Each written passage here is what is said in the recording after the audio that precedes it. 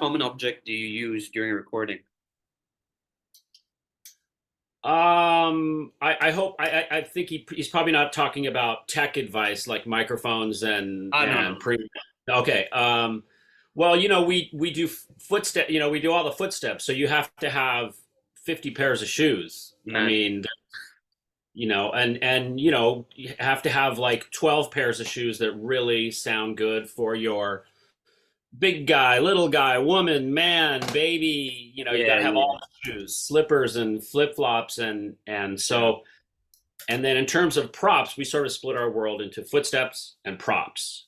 Oh yeah. So, but It's gonna make the sense. most, Yeah. yeah, the most common prop, I don't know, a cell phone, a purse, a chair, just the normal stuff. It's not always Spider-Man type stuff. It's Right. mostly beer bottle, Beer bottle. sit on stool, glasses, touch shirt, Oh, you that's know, great. sip That's great. wine, pull gun, a lot of gun out of holster. Gun out of holster is a big one. Just your day-to-day stuff then. Well, yeah, I work on police shows. I work on 911.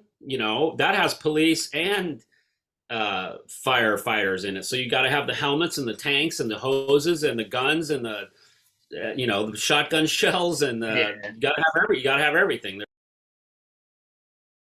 Do you have your own Okay, studio? I did. I'm sitting in my own studio Oh now man. at my home, which I Right. did Foley here for uh, maybe 4 or 5 years, and a lot of the TV shows on my IMDb page I did here in my home studio. Now it's my man cave where I watch sports. Of I course. did.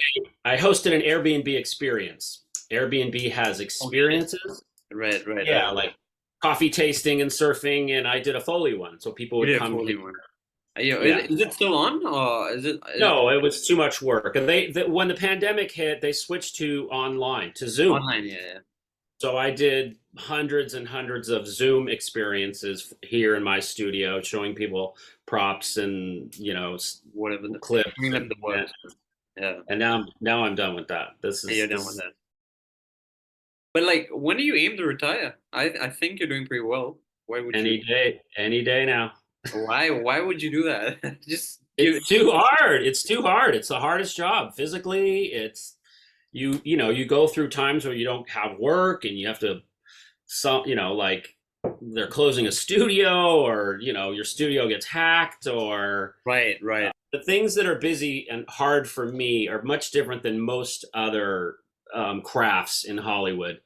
So if someone just sits there and does nothing, I have an easy day. But when they get up and make coffee and push the chair in and set the table, and someone gets in a fight and they smash into the bathroom and the cabinet opens up and things fall on the floor, and I got to take a bunch of pills and throw them on the floor, and I got to knock over a jar of pennies and pick them all up and knock them down again. And But what's that show? so What's that show where you don't really have to do anything? Do you have? barely any. A show about a lawyer is good because courtroom scenes, they Yeah. just It's just and talking.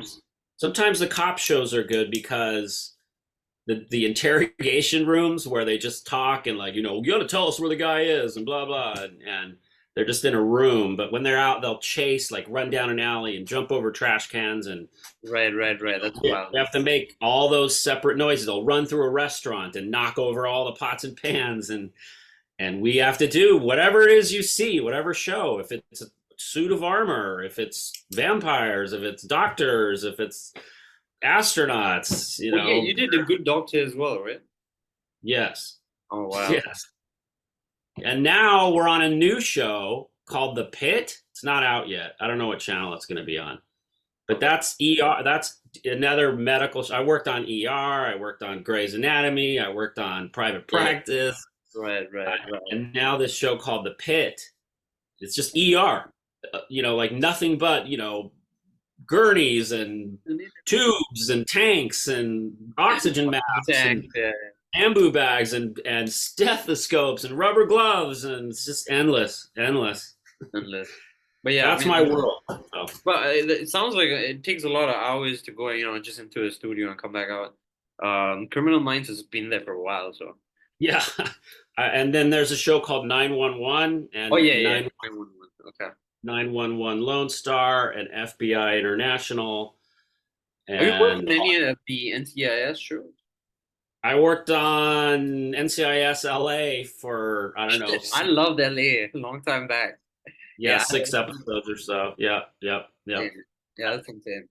On the lot at Paramount. I've worked on all the film lots in town to Sony, Warner Brothers, Universal. Do you feel fulfilled, Adam? Like at this point of your, like at this point of your career, do you feel like you've done it? Just I have a, I have a nice house and a nice family and a nice life. So yeah, absolutely. you're just grateful. That sense. I am. I am. It is. I'm glad I never had to have a real job. That's for sure. This is not a real Okay, job. okay. I had no idea what Foley was. When Right. they said Foley artist, I thought that meant they painted the background in movie sets Movie and set. scenes. Okay, Yeah. wow. Okay. So I'm you like, great. So that's there's no. I had no. I'm an. I love playing sports. I can play guitar. I oh can great. juggle. I have various talents, but nothing matches up to Foley. It's its own weird thing. And you just have to have someone that knows how to do it show it to you. And Exactly. then I got really lucky that these guys were already at the top of the game in Foley, and they needed someone to help out, and they're working on big shows that I'm watching as a 20-year-old. Like, Right. I watched this show and now we're working on it. It was pretty cool. Great And I call. knew I had to take it seriously, and I was not an intern, but I sat and watched them and trained for a year with these guys without getting paid.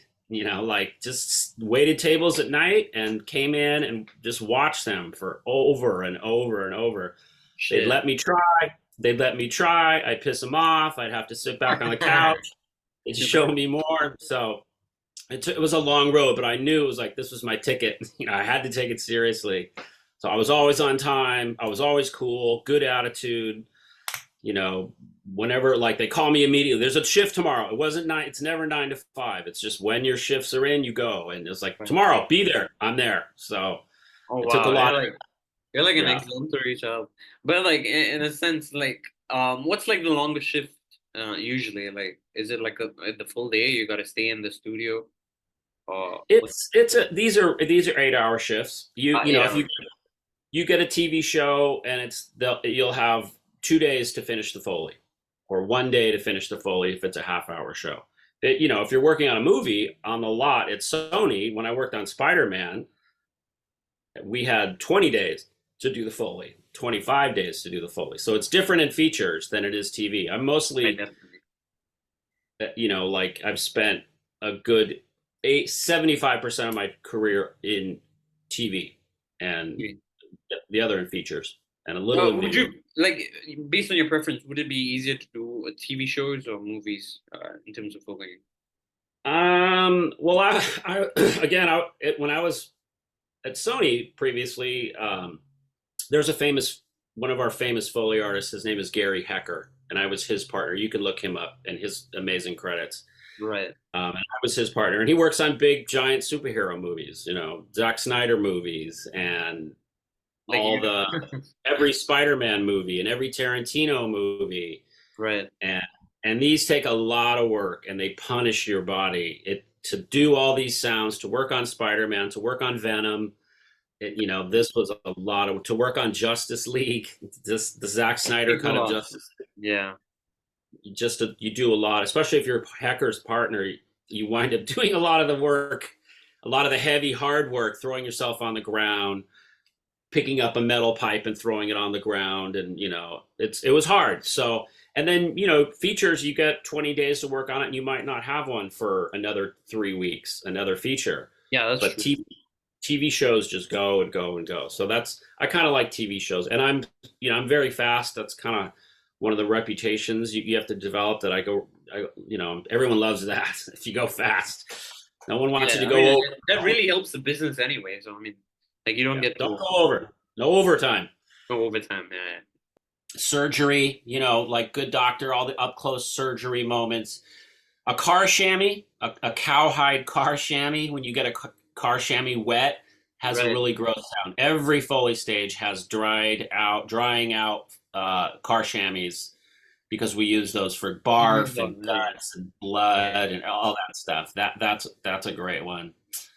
You got to have everything. If you're working on a show about lawyers, you'll need paper. If you're working on a show about doctors, you'll need little medical tools and metal clipboards. And all Right. of a sudden, you'll be on a western, and you're going to need ropes and a saddle and cowboy hat and boots and spurs. And then you'll Just be doing in a space fireworks. thing, Oh invent a yeah. robot or of some type of weapon or suit of armor. Just and you got to have everything. It depends on what you're working on. It The depends on key the is not show. to work on, the key is not to work on anything hard. You know.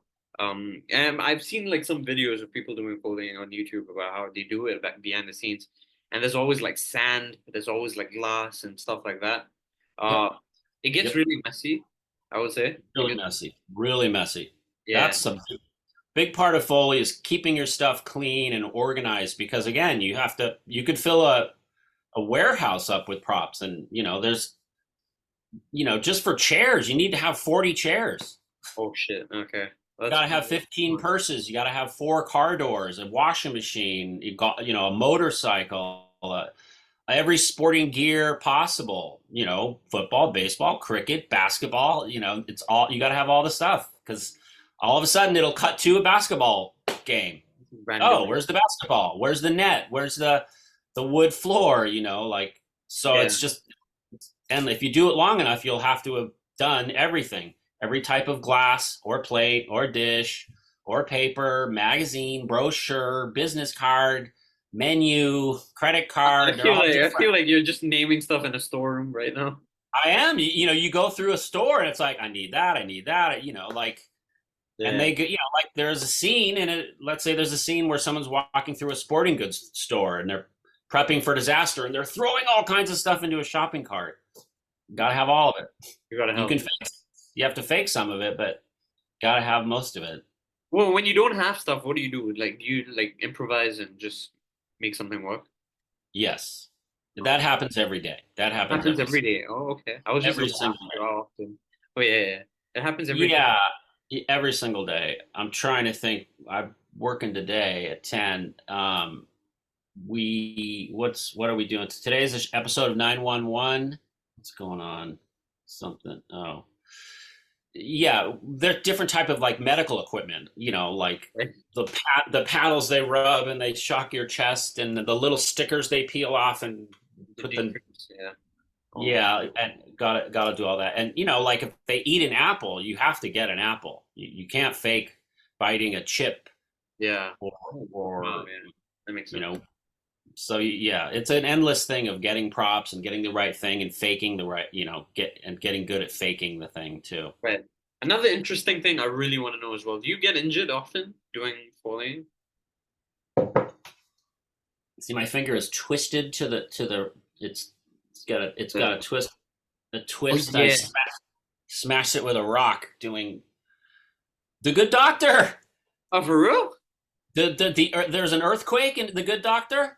Yeah, I forgot which season that This was. was like probably 3 seasons ago. There's an earthquake. They're at a restaurant, and all of a sudden there's an earthquake, and so we have a big rock pile. This is at Sony again, and we're shaking rocks and rocks, and just big boulder just smashes my finger. I didn't even cry out in agony. It It was the would have most, been heard. It would have been heard. yeah, I would have picked it up in the microphone. And yes, you get hurt. It's tough. Tough on you're breathing in dust all the time. You do a dirt cue. Someone does a body fall, like you have to do a body fall in the dirt, and then the dust all kicks up in the air, and it's right next to all your props. Someone who's actually really interested to get into the industry, or maybe they've tried but they failed, and they want to get a shot. What do you think they should do? What kind of advice or what kind of suggestions do you think would be? Well, a woman I worked for now has almost 3 million followers on TikTok, Oh and wow. she has hundreds of videos of her doing Foley cues. And Okay. yeah, and I'm in a couple of them. If you go back deep enough, I worked for her for a while, and I'm in a few with her and her TikToks and Instagrams. What's the name? It's called Real Foley Sound. REEL Foley Sound, Holy sound. Okay. and it's kind of been one of those things that people are Oh knowing wow. about Foley. Yeah, Oh, I they're see. knowing about Foley through her. Oh, And she won the Emmy. yeah, for Shogun. Yeah, absolutely. Oh, for Um, Shogun. Okay, that's wild. yeah, absolutely. She is let me share something with you. This is funny. Go for it. Um, I guess can I share my She's been Emmy screen? nominated a couple of times too, man. That's Yeah, pretty she yeah, me too. wild. Me too. That's it. I'm right. Damn right.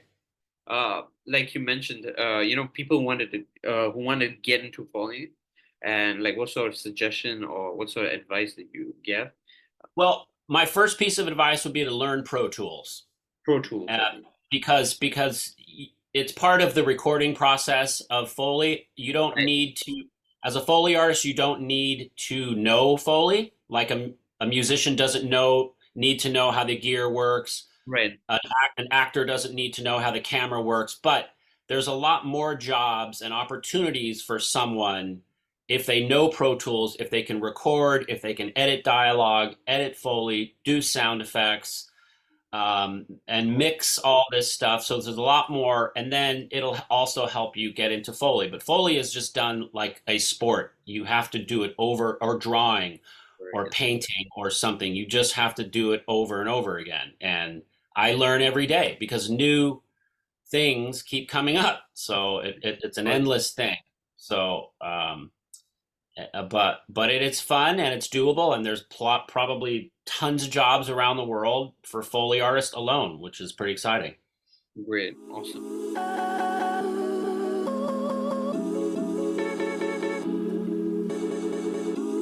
Like 100,000 plus listeners if you don't know Yeah, that, which is yes. pretty wild, right? Yeah, so I think the first thing I really want to ask you is that, how does it feel like coming out of Kill, and like how did you get the gig and how you feel after? Wow. So Kill happened actually, this song that we made, which is Nikat, by the way. Yeah, There were two versions of it right now, what we the have. dance one. Yeah. Yeah. There's a dance one, which was the original version. Oh, okay. Yeah, Wow. that was supposed to be the original version. That was the version which got picked. And this was back in 2020. Oh shit. Okay, that's Yeah, so this that's quite a song was while. made during the lockdown. Right. Yeah, in 2020. And so I don't work alone. I also have a partner. His name is Gavin. So we go as Haroon and Gavin. Yeah. We Okay, started correct. off, yeah. So we started doing a lot of advertising. We both came to Bombay at the same time, and we were doing advertising quite some time. And then I always wanted to do songs, so I was also trying to land something in Bollywood, or something like which or a single or something, so that we get a Sure. song. Yeah. So in 2020, I remember we were in touch with this guy called Azim Dayani. He's Okay. a music supervisor. He's one of the top guys right now in the industry. Okay. Wow. Some of the albums that he started off with is what's that? Kapoor and Sons. Okay. He curated that album, so he started off from there. Oh man, And band. all of your Dharma production songs, he's the Uh-huh. one who's curating them.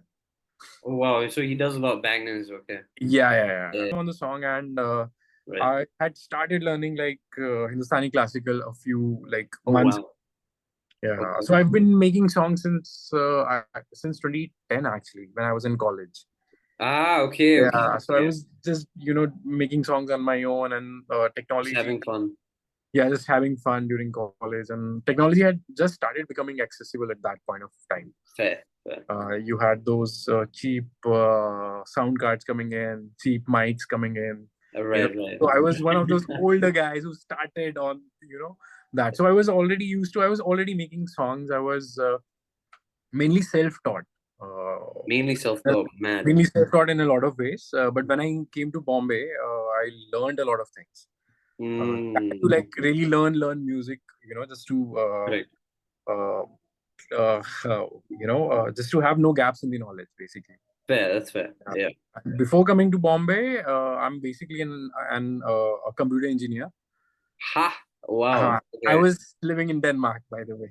Holy shit. Okay. That's a big move, Yeah, moving that's a big move. Yeah, I know. Yeah. Even though I've worked in India also, I was working in Bangalore in 2013. Bangalore. Yeah, in 2013 till 2015. Right. 15, I moved to Denmark, and that's when I realized, oh, I always wanted to do music. Correct. Let me figure this shit out. Yeah. Yeah. I came to Bombay. Of course, I had a lot of savings also by that point of time. Yeah. So I was confident to just give this a shot. Correct. The major kick that I get is when somebody says, "I love this song." Oh man. Whatever. Like whenever somebody says, "I love this song," because that is ultimately what I wanted to do. Right. I mean, you let your Yeah. work talk more than Yeah. For me, it's all so it's almost like the reason I feel I got into music is to make people feel something. correct. Because they get to link with you in a sense. In a sense, yeah. Because when I was young, when I was in my teens, I was listening to a lot of music, and different artists used to make me feel very differently. You don't look a day over 25. Not gonna lie. Sorry. You don't look a day over like 25 years old. Hey man, thanks man. Yeah, no, honestly, dude, you look like you're younger than me, and I'm 25. Oh, is it? You look like 22 though. No. It's just like facial hair. It's been a rough week. Is it? Yeah, just a lot of work. For me, I think love songs, sad songs, emotional songs, I just love composing them. I can compose sad songs all day, love songs all day, Yeah. happy, sad. Yeah, I just love because I think I've grown listening to a lot of romantic music in general. Right. Bollywood. Who do you look up to in terms of romantic music? In India or like overall? Just give me a few names, including India. For me, okay. So for me, one of the biggest influences, I know it's gonna sound cliche, but has been A.R. Rahman. Oh, of course. Some of his songs are like brilliant, and I still remember the moment when I decided to, start getting into music. Was when I was listening to the song from Rang De Basanti called Luka Chippy. Okay, Rang De Basanti. Okay. Yeah, and I became conscious of the sound of what was happening. That's A.R. Rahman, man. Yeah, man, and he's crazy. You go back to Roja, listen to that stuff. It still sounds so freaking fresh. I don't know how he did it. I'm like, I keep going back to his songs, to learn in 10th standard. So 2007. 2007. Okay. Yeah, man. That's when the bug bit me. Oh shit. Okay. And so I come from this small city called Jammu and Kashmir. Okay. So I was born there. Okay. Oh my God. Jammu to Denmark. Jammu to India. Denmark. Yeah. So I had no teachers there to learn. But my mom was very supportive. She sings herself. She's a brilliant singer. Never learned music from anyone. She sings. There's this raga called Darbari Rag. It's one of those commonly used ragas, and she'll just casually sing a tumri without even knowing it's a Darbari. Is she trained? She's not trained. She just picked it up on her own. And I never used to, understand when she used to sing. I used to find it okay. She's singing some old thing. I don't know what. But recently, I discovered her like properly singing, and I was like, oh man, like that's something. That's something. Yeah. So she was very supportive. She bought me a small keyboard back then. I was just about to ask you, like, what's your favorite instrument? Like, what do you love playing most? So I love playing. I love playing the guitar. I also play keys a little bit. Yeah. But I'm like mostly self-taught. So for sure. Yeah. So it's not like I can't do like a session just playing the guitars. Oh yeah. But like just by ear, you're pretty good. Yeah, but I learned. And mostly by ear. By ear.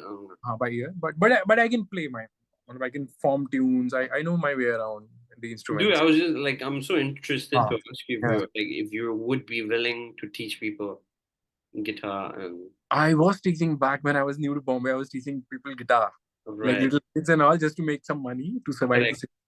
Yeah, so I was doing that back in the day. Correct. Funny story. Gavin, my partner, I met him because I wanted to learn piano formally, and he's a pianist, and he's a classical pianist. He's a classical pianist. Okay. Yeah, so I met him because of that, and we did like 2 sessions together. And we never used to do lessons. We just used to talk like how to survive this industry, because he also comes from a small town called Allahabad. Now it's called Allahabad. Okay. Yeah. Now it's called Prayagraj. And what's it called now? Prayagraj, it's called now. Priyagraj. They Okay. renamed it, I think, 3-4 years back. Spoke that, oh, we'll work together, you do It just this, I do naturally that. happened. It just naturally happened. Uh-huh. And I remember Gavin was always focused in doing background scores and, Oh, shit. figuring out. Okay. He Right. loves doing background scores, Right. So when we started doing advertising, he was really geeked about it. Okay. Advertising is the reason how we survived Bombay also for those years. Hmm. Because Oh, yeah, yeah. advertising, it's a big industry, advertising. Oh, yeah, yeah. I mean, Yeah, definitely. yeah. I see it a And lot. jingles, it's Jingles, yeah, yeah. okay, okay. Yeah. So a lot of these artists, there was this new song which came, I don't remember the artist's name. Akshat, I think it's. Nadania. Nadania, yeah, Yeah, yeah, yeah. okay. You know? Right, man. Yeah, Yeah, I love it. It goes to show like how they have made their own scene on the side. yeah, Yeah, they just have made their own scene on the side and they just like going with it, making their own name. yeah, yeah. I think even King made his own song Oh, yeah, before it became big. And yes, of course, then you have the people overseas who are just doing their own thing. yeah. But yeah, I mean that's pretty interesting. Correct. Like I wish I could go back, 12 years back when I was just a consumer of music. Where you Now, don't. yeah, but now when I hear music, I'm hearing all the different layers. Correct, correct. Oh, what the kick is doing. Oh, what the bass is doing. What are the chords that are being played. How the singer is doing this. It's all of that happening at the same time. Right. Yeah, yeah. It must be a bit exhausting sometimes. It is, in fact, all of us musicians, whenever we meet, or in fact, even if I'm going out for a dinner with my wife, I prefer a place where there's no music, because then I can't concentrate on what she's saying, because my focus is, oh, what's happening? Oh, what was that chord that this guy played? Oh, what's that thing happening? What's that riff? What was that? What is, The it's difficult to switch it off, man. It's difficult. Yeah, yeah, yeah. I mean, I totally understand. It Yeah. must be really, man. It's the field that you're in, right? Like it's really, Yeah, yeah, yeah, yeah, but that's fun. But also, yeah, another one important question I really wanted to ask you as yeah. well. When you're in music, Mm. I mean, this is a very psychologically related question, but Huh. uh,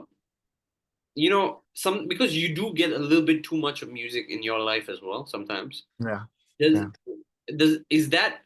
is music what you use to de-stress usually, or is it something else that you usually do?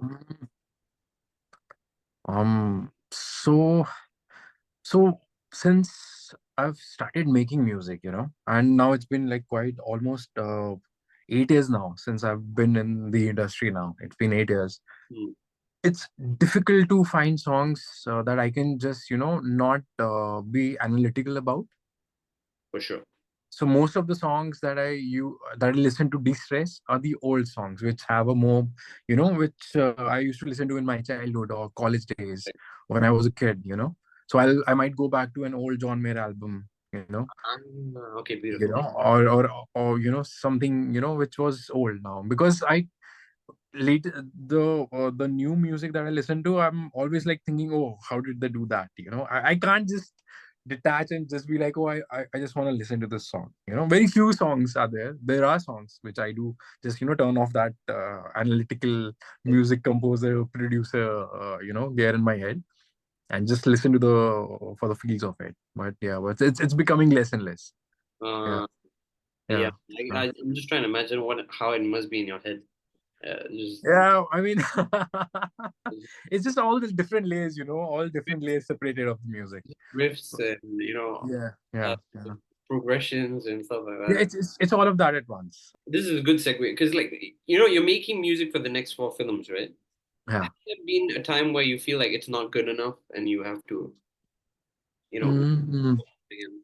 So that's a question. I think that's a question which I think all the artists ask themselves.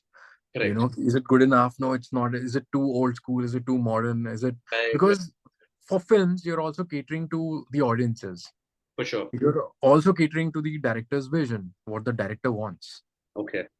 Correct. And each director is different. Yeah, for sure. They have their own tastes. But there's only one same you, so Yeah, exactly. So you have to adapt to that also correct. while being authentic to the song that you're making. You know, it can't just be, oh, yeah, director ko this is what he wants, let's just do it like this, you know. It can't be that also, you know. Correct. So it's sometimes it gets, you know, thoda, it gets difficult sometimes, but that's part of the journey, you know.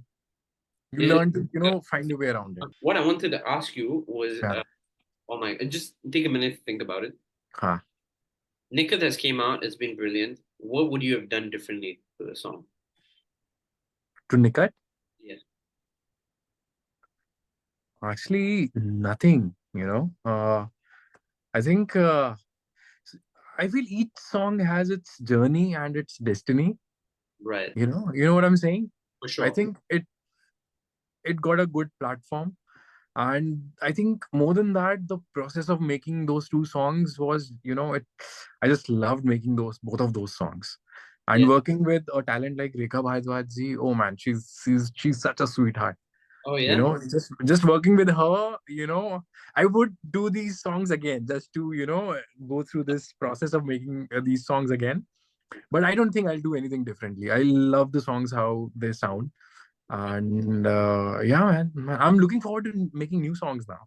Like, what new can we do now, you know? Hmm. Yeah. Innovation. Yeah.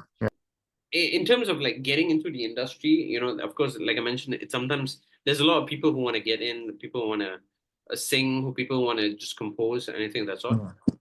This is a very generic question, but I really want to know what you have to say to it. But like these people, and if they want to make this work, or maybe they've tried and failed, but they still want to make it work, or people Mhm. really have no, like they haven't tried and they want to make it work, what would you tell them? Like, what kind of advice would you give? Mhm. Wow, it's a good question. Really? Yeah. See, there's so as I told you, I was before coming to Bombay, I was in the IT sector. I was in Denmark. I was working with a bank. In a corporate structure, you have you there's a structure basically to it, right? You know, okay, if I'll do this, I'll get this. If I'll do this, I'll get this Correct. result. You know, these are the positions that I need to be. I need to be an employee, a manager, whatever this is, right? In an industry, especially in Bombay, there's no structure to it, Oh, okay. which took me also some time to, you know, understand that what is happening, how things work. So a lot of things work on the basis of networking. Ah, You okay. need to know the right people, You need to know the right people. you know. And what I have realized is that to really make it in Bollywood, you, of course, a talent is given. You need to be talented. You need to have like a decent skill set of Okay. whether you're a singer, musician, composer, whatever. Mhm. But you also need to know the right people, For sure. I think, yeah, that makes sense. Yeah. and getting the opportunity, right time, right place, which everybody says it's an age old thing, which what people say. It Yeah. has to work in your favor, I think. Right. I feel so disheartened because back when I was new to the city, I've seen such talented singers just leaving the city because they were like, yeah, nothing's working out for us and we have to pay the bills. And the city is very expensive. For sure. You Yeah. know, yeah, it's very expensive, and they just move back to their cities, where like hometowns, or they moved on to some other. You know, I remember there was this one girl who went back to doing MBA. She was like, yeah, I can't do this. It's not for me. And talented people, man, you'll not believe. Yo, that's so sad, man. The way It it's is sad, man, but yeah, it is what it is. I don't know, man. I'm like, that's what, man. I'm glad that things worked out for me. I think it's also because I met the right people, and also I think we are two people. It's not just me alone. You know, it's also Gavin. for So sure. whenever I'm down, Gavin is there for me, or when he's down, I'm there for him. You know, it's very rare that both of us will be having a, you know, low day. That's You nice. know, Like yeah. So I think that worked out. Yeah, and then with people Siddhant coming in, very supportive to each other, with each other. yeah, yeah, and with Siddhant coming in, because Siddhant also is he's been writing a lot of songs with us. Oh wow. Okay. Yeah. So all of our songs, whatever we have done so far, and whichever are coming out, most of them have been written by Siddhant. Wait, Siddhant Kaushal. how many songs do you have in your stash that you've not released? Many, man, many. Many. Yeah.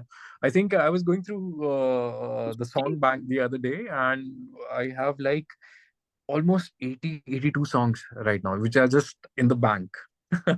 Yeah, it's just there.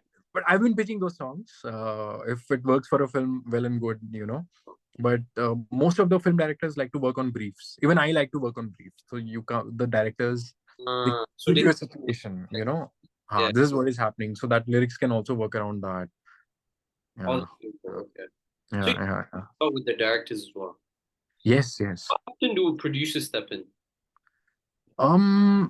So as of now, I've been producing all of my tracks. Okay. Oh, Producers, you mean music producers, no, right? I mean like the movie producers. Movie producers, they okay, so they do take a final call if the song is good enough to be in the film, Right. you know, and will it'll help the film get, you know, get market better. Better because Those they sort, because they're putting in the money, right? But creative cause, they let the directors take that, do it. Okay. because a director, because it's ultimately it's the director's vision. I'm also working according to a director's vision, what Correct, the director wants, correct. right? Okay, that Yeah. makes sense. That makes sense.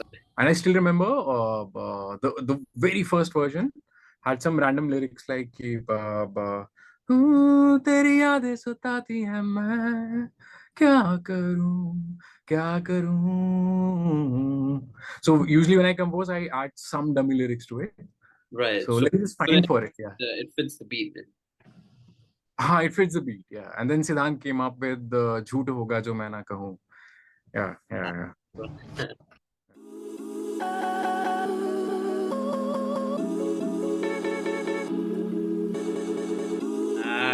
Okay. But like, do you enjoy playing a villain role? Yeah, of course, man. I love playing Oh, villain role because I love those kind of thriller or action movies, or like those serious uh-huh. characters. So I do copy a bit of Hollywood and also Bollywood, like serious plays. So even if you watch Monkey Man, Right. you'll see a totally different character. You will not see me in real life behaving this guy. Okay. So in Monkey Man, I'm playing more of a bad cop, like a corrupted cop. Right. I read that in the article as well. You spoke a little bit about working as a bad cop, and Yeah, I think there were a lot of Bollywood actors playing with it, playing with you. no idea. In Ashwini that Kaushik, movie. Yeah, and yeah. then Who else? Sikandar Khair, Yeah, he's the main bad cop, is it? Khan. Was he playing the main Yeah, big bad cop? Oh, okay. yeah. How was it like acting with the man? They are all good. You get to learn a lot from them, because they are the legends. They are like seniors, So I was a bit I found myself lucky that I was the only guy from Malaysia to be, to join them and also be part of the movie, and also Dave Patel, because I used to hear about him since I was young, like since when he started. Who was Right. the movie? His first movie was Slumdog Millionaire. So Yeah. since then, I used to like really follow him, and a lot of them they used to think that because we share a similar name, surname Patel. So Okay. back in the day, they used to think that, oh, your brother is acting in the movie, Slumdog Millionaire. I'm like, which brother? Dave Then Patel. it was like Dave Patel. So since then, I grew up watching him. Life in Mumbai, a lot of movies. Dave is leagues above. I think he's a really good actor as well.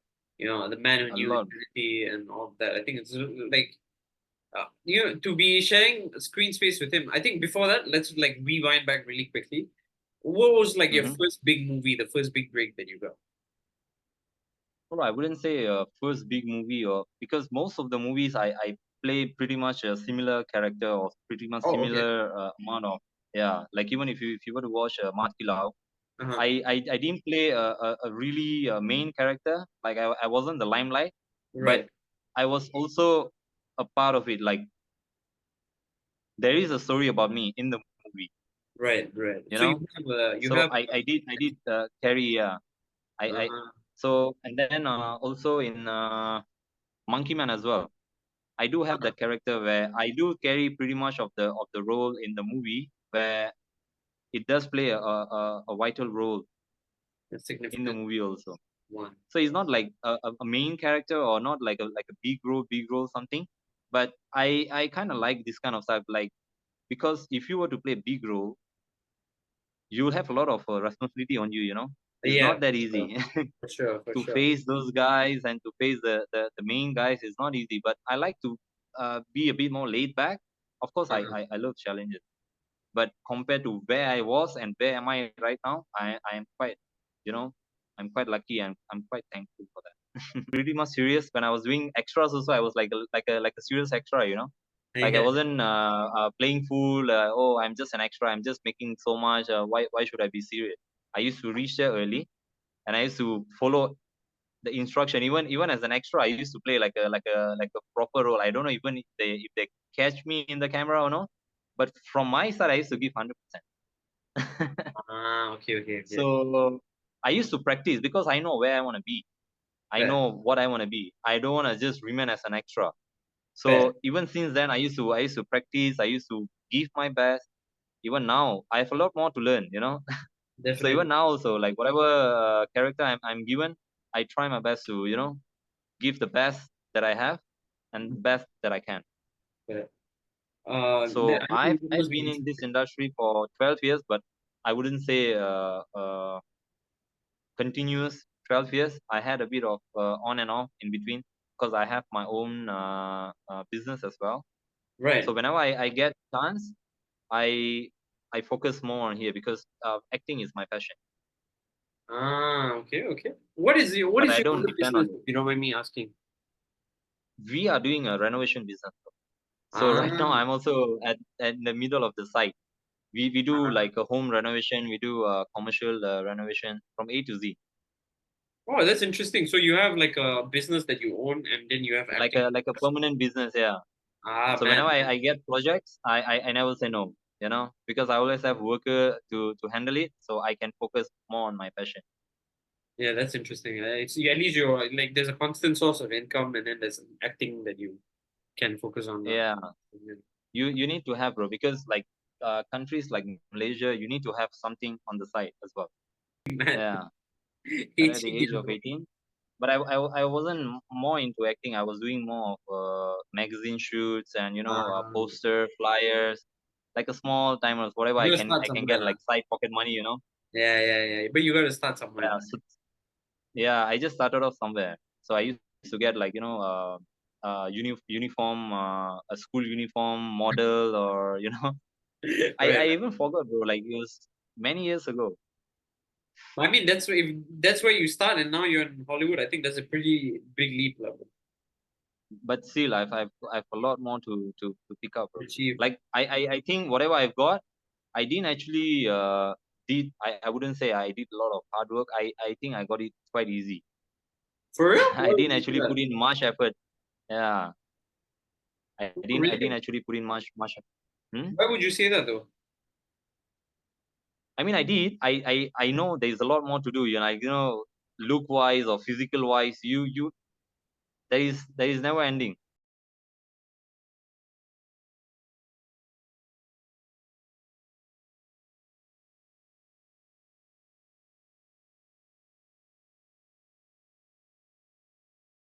People scouting and coming, reaching out to you for the role. But I really wanted to know from you, like, how did it start and how you accepted it? Actually, this is pretty funny incident. Right. I actually acted in an Indonesian movie. It's called Okay. Junk Boss, Warkop Okay. Jangkrik Boss. This is back in 2017. So that was my first time when I actually got into Indonesian movie. So this Monkey Man was actually shot in Indonesia. Right. That's true. 90% of it was shot in Indonesia. It was supposed to be shot in India by right. But because of the pandemic and the COVIDs and all, the shooting didn't stop, but they shifted the country. To Indonesia. You understand? Right. Right. To Right. Indonesia. So that's where the production over there, they got my profile. And obviously, Dev Patel was looking for multiple characters, like, for the movies, for Bad Cop. And there are so many other characters. I wouldn't say it now. You have to Okay. watch the Okay. Okay. movie. Okay. So then he was looking for like more than 50 over characters. So then for this particular character, the production in Indonesia, because they were the one who was the main backbone Right. for the Monkey Man, from director and also the location wise and also equipment. providing equipment, because they can't be carrying all the equipments from the UK or the US to Indonesia. So they had Exactly. my profile through my previous project with them. So then they Right. actually recommended that for this role we have a guy, but he's in Malaysia, but we have to fly him in. So I went through a lot of hassle, bro. But when I got to know, I managed to get a role in Indonesia. I mean, for that movie, Uh-huh. I couldn't travel, so I was delayed by almost 3 months. And They then? actually waited for 3 months. They were there for 8 months. Uh-huh. The whole shooting was there ongoing before me also, like 5 months before, and then they actually waited for 3 months for that particular scene to be shot. I acted in the movie. I think I wouldn't say. I think about 5 minutes, not more than that. Right. But I actually stayed in Indonesia for like 4 months to complete that scenes or whatever scenes I had, because I had a lot of breaks in between and a lot of stuff, lah, bro. I was There were border closed inside Malaysia and also Indonesia, so you can only fly out, but then you can't fly back in. So Yeah. there's a lot of thing I have to go through because of that particular time. But thank God, everything is done now. Privilege on that part. Which part of Indonesia was this? We were in Batam, Oh, but Turi Resort. We were interesting. in Turi Beach Resort. You spoke to Dave? Did you have an opportunity to speak with him and, Of course. how was he like? I got compliments from him as well. I was very happy. I was shy at the same time. Uh-huh. So because he was the director and he was also acting for the movie. Right. So for my part, he used to be behind the camera, like to look at the shot, whether it's being done. So there was a lot of peer pressure on my side also. I was Yeah. sweating away, but I have to give my best, and I can't be wasting their time, because then there is no point. All right. They could have called anybody. So I have to really prove it to them. So each and every shot I gave, he was really happy. He came and gave compliments, and he was really happy with the shot. Man. Because my character is more I would say very vulgar lah, basically. A lot of bad words in Hindi and also in English. Very rowdy kind of character. Rowdy character. So rowdy character. So you'll definitely see that in the movie. Is that like, does this happen at a specific time in the movie? Like, is there a specific moment where this part happens where you come in? Yeah, in the middle of the movie. In the middle. So first, the stories goes more of him, like how he grew up and how things happen and stuff like that. And then towards the end, towards the climax, where we all comes in, as a bad cop and stuff like that, and we start doing all kind of I would say torture to Dave Patel, and that is how he start killing all of us one by one. How is it like working with Samsul though? Samsul is a nice guy, bro. I got to learn a lot. Of course, my first experience was with him was in Mat Kilau. So that was the first time he actually got to see me. He has heard a lot about me through different production, but then I never got a chance to work. By he didn't even know where to put me, in his project. Like he has done a lot of ghost movies like Munafik and stuff.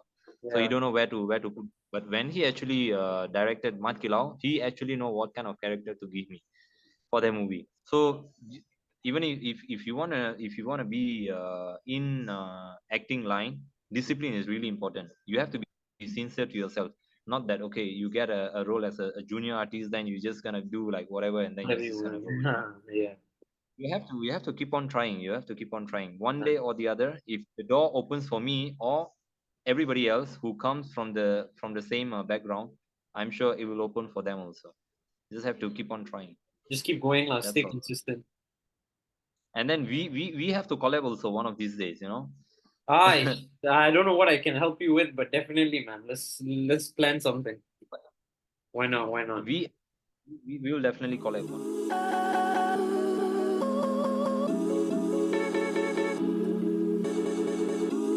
I wanted to talk to you about Only Murders in the Building. I think that has been a beautiful show in terms of aesthetics, the storytelling, and how it's shot, right? I think basics, just going back to basics, is something that I really want to know as well. How did you get the gig in the first place? I think that's very interesting to know as well. So yeah, let me know.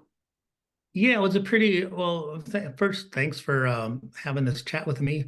I I'm happy appreciate to do it. And the getting the job was a regular traditional format of hearing about of the position being able open and interviewing for it. So it. Right. I had interviews with the showrunner and the and two of the producers on the show, and we basically had a Zoom interview.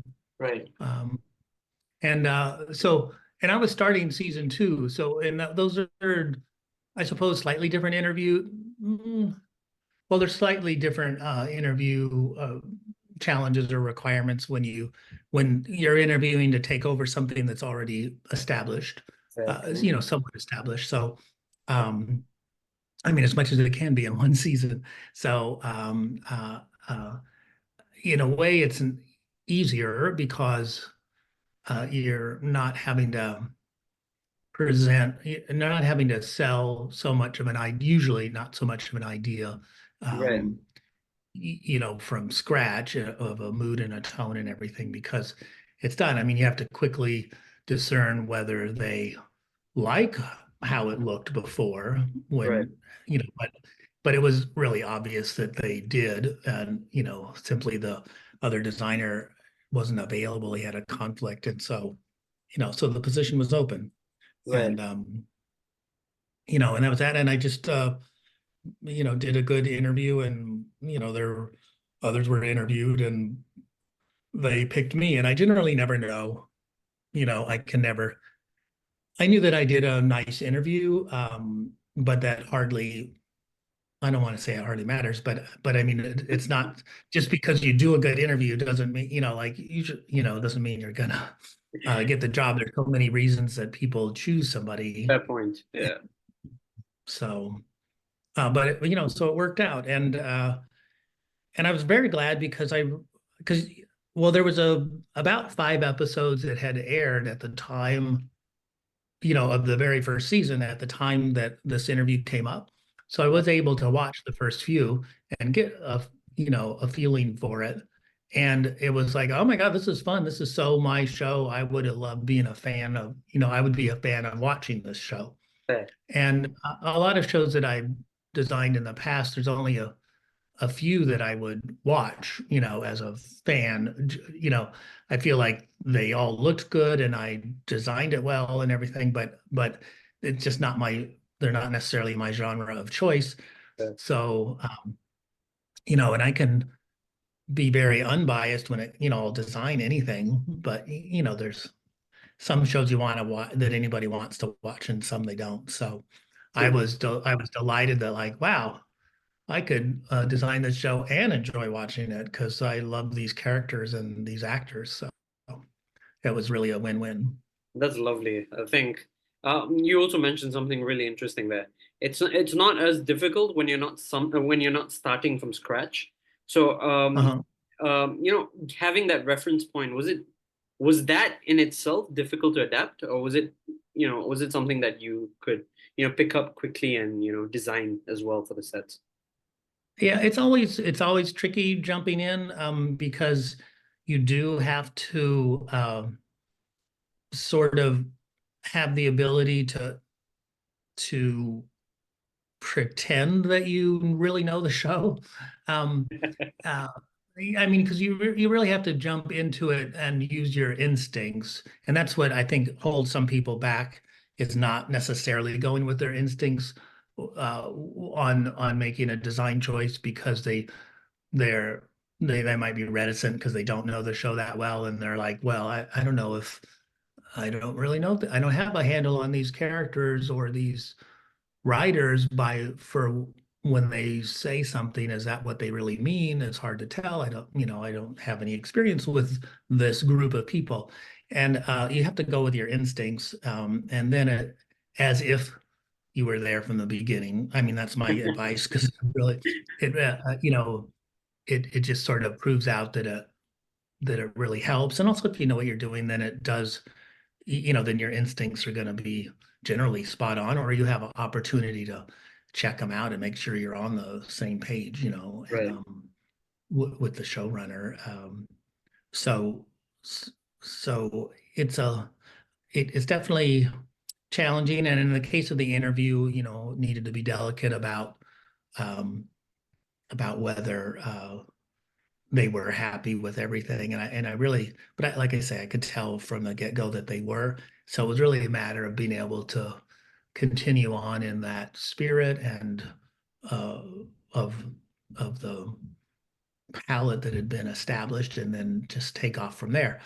And the first sets that came up for season 2, it was fun and it was a challenge. And I mean, what's interesting about the show is there winds up being so much attention called to what the settings are in the story. And it's something that one could easily be self-conscious about, because most shows are not about, they're not story points about the settings. They're, Right. It might be very important that it's always important that they hit the right tone, to help tell the story, Right. but they're not about the place. Correct. And then this show, It's I mean, about it is in the title, Only Murders in the Building. yeah. And our showrunner will not stop writing things about the building. Right. And, and it's, and it's always, and it's fictitious, but it's based on a real location, but, loosely, because it is fiction. So, but there's a lot of attention and story points called to and even in the season that I'm about to prepare, there's yet more things Right. out the building. So Yeah, I think Arconia, the building, everything else looks amazing. Yeah, and I wanted to congratulate you on the awards, the Emmys, and all of that beautiful stuff that you got. yeah, I mean, well deserved. But I think this is where my head is moving towards, right? I really want to know, has that been the goal for you, the awards and the recognition? No?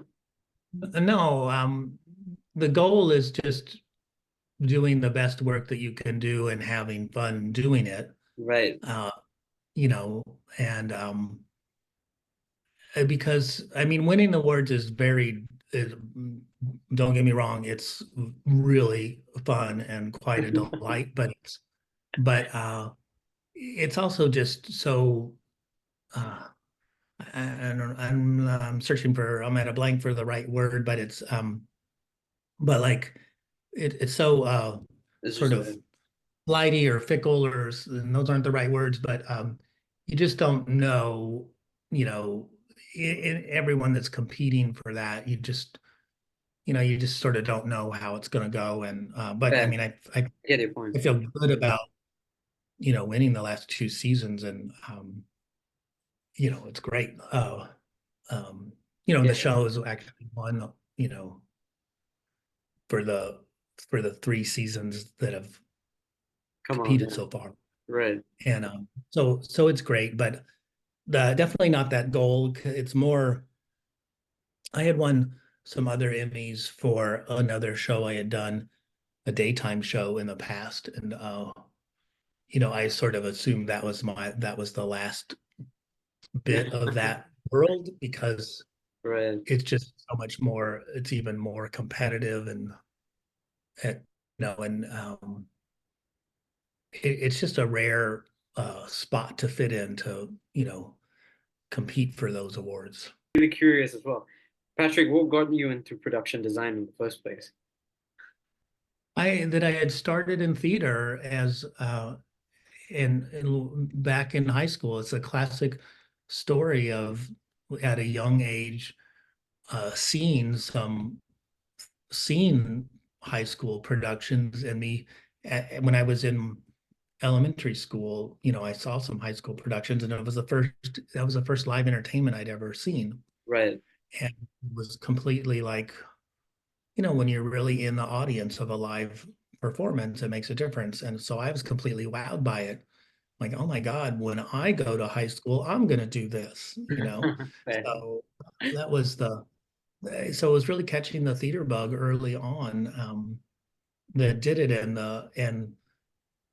I had decided in high school that I wanted to pursue a career in theater. At the time, then I wasn't sure that I wanted to be a designer per se, but I knew I wanted to work in theater, and I also knew that it would be something technical or something behind the scenes, as you say, that I wasn't going to be on stage, because I did audition. I did audition to, to be a chorus person in high school to sing and dance, and that was a disaster. And I was, practically toned up, and was like, that was not, not gonna work out. The choreographer that we know to this day was still, I'll remember her just going like, no, you're out. like, Wow. there's no chance, even in high school, there is no chance you're gonna, you're gonna make this cut. So anyway, so I in college I started in sort of theater and in technical direction from an angle of construction and organizing shows from a technical director's standpoint, and which kind of translates to an art director these days in television, that has to do a lot of organizing to guarantee that excuse me, that a show's going to get delivered on. And anyway, so when doing that theater, that I was doing some assisting on Broadway, and then when you live in New York and you're working in the arts, it's kind of normal to go around and interview everywhere. So I was still young and meeting people, and I interviewed with some folks in television, and then started working as an assistant on some of these daytime serials. And that's led to the whole, and then from that point on, all of my career was in television. So it's actually 25 years worth of daytime, and now 25 years. Yeah, and then now going on 20 years of nighttime work. So I obviously started when I was 5 years old, obviously. At least you're optimistic in that end. Yeah. But yeah, that's nice. That's nice. Did you watch all of episode or season 4 that aired recently? Yeah, I finished it. Right. So like in the last episode when Charles and Oliver are on the ledge of the building. Oh shit, yeah. Okay. When they're going to the other room, right? Yeah. Yeah. Right. So, so it built a practical facade for that to happen on, but there's a ton of visual effects as part of that. Okay. It's probably like a lot the of surroundings. shots and a lot of the in other words, I built a facade that was in the center, the part they're actually standing on and leaning against, and that's real, but at a certain point above their heads and at a certain point below their feet, Correct, yeah, it turns into a visual effect. A recent exception I did enjoy, when Meryl Streep came on in season 3 as Loretta, and she had her own apartment. Then I did want, out of an abundance of caution, I did want to make sure that she connected with that and with space. So that was one actor that is specifically like arranged to have a walkthrough with and go over things and see if she liked it, and if and if she had notes, basically. And I'm happy to do that and would do that anytime in the future with her, because her preparation is so good and thorough and sincere, that notes would be valid, and they're all going to be character based. They're not going to be Meryl Streep based. They're going to be character based. If there's something that's seems off to her, right. The classic. It's off to the character, and it's not off to, correct. Off for Meryl. So that was good. And again, she completely accepted and liked what that little studio set that they had written for her was. Sounds like that was a whole thing about, season 3. That was a whole thing about the directive from the showrunner was that Meryl was the character she was playing, Loretta, was, lived in New York City in the same apartment for over 40 years. And it was a tiny one, basically a studio, a one-room apartment for 40 years. Right. That alone drives a lot of choice in people's living habits if they're going to Correct. be in the same place for 40 years and it's not large. Yeah. Fairly interesting, the design. But plus it's Meryl Streep, right? I mean, she's a gem. It's Yeah. it's always lovely. Absolute complete. I was able, what I do more with those actors is able to like be in on the first rehearsal, usually really generally just the very first rehearsal of each morning. And it's common that that the department heads are at the rehearsal at this first sort of camera blocking read, walk through kind of thing of the rehearsal. And that's when everybody can sort of take in what the director has in mind. Right. Season 4 has been done, and season 5 is coming up next. But like looking back in season 4, I think it's always nice to see an introspection as well. Is there something that you think you could have done differently? Oh, great question. Differently in season 4, it was complicated in a lot of so I'm not sure. Uh-huh. Like the way the apartments turned out They look good. was quite successful. Well, because there's very limited space for them, much more than we normally have. Right. And it was a lot more different sets crammed into a smaller amount of real estate than usual. Right. So I don't think I could have packed more into the camera screen than Right. than I did in terms of information, visual information. So I don't know. I'll keep thinking about that while we chat about something else. But there's nothing comes to mind of an immediate regret of like, in hindsight, oh man, I Right. should have. Right. Think of something of a season before that I What was it? What definitely would that be?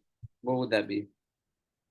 There was how the season had so much theater in it, Right. Yeah. Yeah. Okay. and which I love, of course. And there was a story point of the talking about the Gooseberry Theater and the history, this fictitious theater, but the history of it. And one of the elements was a previous director to the show, in story, a previous director to the project, before Oliver was hired, was a guy who was this other director. And we see him in episode 6 of season 3.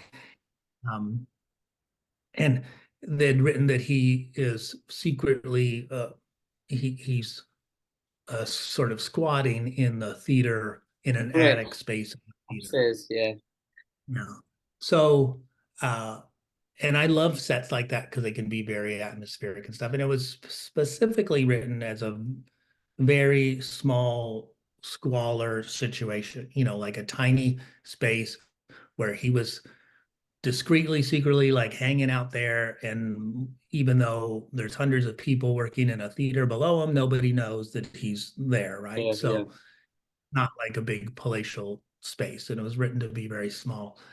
And so I designed something very small and also it placed it in a spot of our stages that was like very small and in a corner, and it forced everybody to work in this under even more restrictions because it was in this very tight space and it was a very small set to begin with, and there was just nowhere to work. So Yeah. it was really difficult for DPs and our gaffer to they didn't have as many choices as they normally do of how to light something because of literally geographically where it was placed on a stage in this corner where there was less grid and and all these technical things about it. And I mean, I did that again. It was a financial choice. I did it because I knew like it was where I could get the most with an amount of money that I felt would get approved for the project. For somebody who aspires to, or words of wisdom for Aspires to somebody. be, the one aspires to be, and the other one is probably they've tried and they just couldn't get into it. Yeah, I mean, that's really hard to speak to because I feel like if somebody's been introduced to the opportunity of it and then it didn't work out for one reason or another, that like those reasons are going to be different for every single person. So Correct. that's I think that's kind of harder to speak to. You know, some could be. I definitely know a lot of really incredibly talented designers that are very creative and would have amazing ideas of what something could or should look like. Right. Um, but they might not necessarily have the temperament to deal with all the other parties involved in trying to get their idea executed. Right. You know, because it's normal. You know, you wind up selling these ideas, and they're not, you know, and everyone won't necessarily be on board.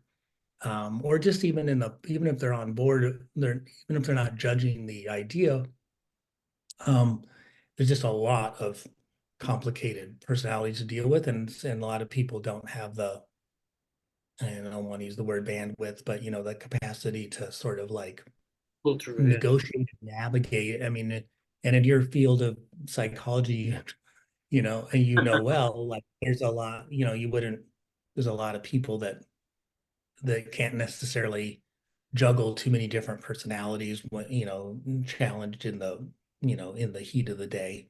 Mhm. So that affects a lot of people, and some people know that, or they've been in the business a long enough to know that to stay away from that aspect of designing because Right. they wouldn't be able to they wouldn't work out the people skill part. Oof, yeah. But anyone, excuse me, the cough. Um, Anybody that's Once- aspiring to, that's sort of a different story, you Right. know, than I would, you know, like I talk to college kids or high school or college kids always, you know, when they express an interest, that's having a chat with them about, you know, the who, what, when, where, why, you know, like what is it about it that makes you think you want to do it? And Right. you know, and depending on what their objectives are or what their answers are, it might sort of guide them in a certain way or not. If somebody's saying that I just really want to be part of the creative like I I read a play script or a movie script, and all I do is, well, I don't picture the performances, I picture, you know, what a place should look like. Right. And so I want to be part of that. I want to create that. And then, you know, I mean, that's maybe pretty straightforward, but if that's the incentive, then I'm like, well, absolutely, you know, pursue it and, you know, and give it a try. I mean, I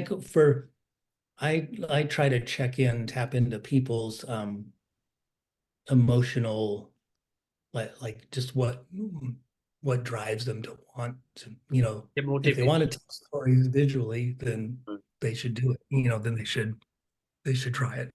Right. So Motivation. sorry. No, don't worry about it.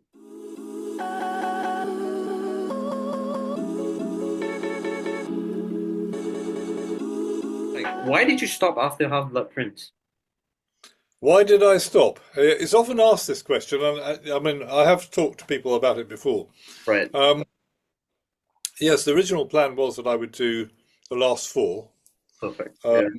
with David Yates, but just before the Order of the Phoenix, my daughter Rose was born, and as time went on, we realised she had some problems with her growth and how she was developing. And it meant that we had to really buckle down. And in the end, I just had to support wife and family. And it was Harry Potter was wonderful, but I couldn't do the two things. And you have with something like that, you have to actually put your heart and soul into it, Well, I did anyway. Right. And I decided, with David, I mean, we both agreed that this was the best way to go. And it was sad. It It was was. sad. I would say that. I mean, I thought the guy who took over, Alexander Desplat, did a great job. I mean, I'm not sure, you know, whether I could ever written as good a dragon breaking out of Gringotts as he did. But there you are. It was a shame. Same time, I loved doing the two, and you know, I look back on it now. I'm so proud of it. Yeah, and it was enough. Enough. You Yeah, should be proud of it because that yeah, that was fun. It's pretty generic, but I really like Possession and Dumbledore's Farewell. I yeah. think those are the two things that I keep replaying on Spotify. So it's nuts. Yeah, it's You amazing. like the you like the sad and moving music, Oh which yeah, yeah, the dramatic person I am. I am. yeah, I really love it. I really love it. But yeah, yeah, those were beautiful. You know, you made some really beautiful scores. Some were really sophisticated. Some were really simple as well. But yeah. they were pretty hard hitting, I would say. So thank you for doing that again. Would have been Well, lovely to have you for the last four films as well, but it's fine. yeah, yeah. Thank you for saying that. What was your first? What was your initial reaction to seeing the scene which you composed on screen? What was it like? Um, on the big screen when it came up, you Yes. mean? Yep. Um, well, it would vary because if I were to take seeing fireworks, you know, wow. Yeah. I just, it was extraordinary, an extraordinary experience. Right. Sometimes there would be things where it wasn't quite what I was expecting, um, where the music had just shifted or the scene had changed slightly because it was after we finished with the Hot Blood Prince, it went on quite a while. But it actually turned out to be a very, very good film. So I wasn't sure sometimes about that, Right. but then now I am. You know, Ah. I think the good, very, very good decisions were made on the Hot Blood Prince about everything that happened. And Yeah. then, you know, there was originally going to be um, the you know, the Weasley shop. There was Yeah. there was a piece I wrote called Wizard Wheezes, which is on the album, on the Right. Right. CD, Yeah. which was there, but somebody thought it wasn't a good idea, so it was taken off, and they put fireworks in instead. And to start Ah. off, I was much aggrieved because I spent a lot of time writing Wizard Wheezes. Yeah. But actually, if you think about the way it joins up with the Weasleys and it being their motive, it actually worked really well. So Yeah. Yeah. It fits their vibe. a very good example of where things actually work out for the best. So Yeah. it varies very often. I think actually on the big screen it's different. When I worked for television, which I did most of my work was for TV, I always thought, oh, my music's too soft. I want Right. it louder. Now, once again, you know, I look back and I think, well, actually, it was better for the drama. It was that soft. Yeah. It's pretty. It So, fits the vibe. Yeah. yeah. Definitely. Well, that's lovely, man. How do you feel contributing to such a generation-defining feature film with, you know, international reach until today? The term that he specifically used, a friend of mine, he said, it'll be nice to acknowledge that sometimes, of course, depending on the scale, you did something big, but even a drop in the pond, composing for one film, pretty much cemented your legacy. So, what's that like? Uh, well, it's an odd thing because always wanted to write for Harry Potter. I was a Harry Potter fan way before the films came out of Right. the books, you know. Yeah. And I think the actual world and the philosophy she's put forward is very, very strong, and it's very Yeah. important, and especially in this world as it is now, extremely meaningful. We should probably explain why it's still so popular. Yeah. So I loved it. I wanted to do it, and then it came up. What I suppose I didn't expect was the legacy would be so big. So Yes. I thought this is a great series of films, great books. You know, I look forward to benefiting from it and seeing it around for a few years, and then something else will crop up. What I wasn't expecting was that it's actually grown, and it's become more of a thing. So It has. that is really quite unexpected.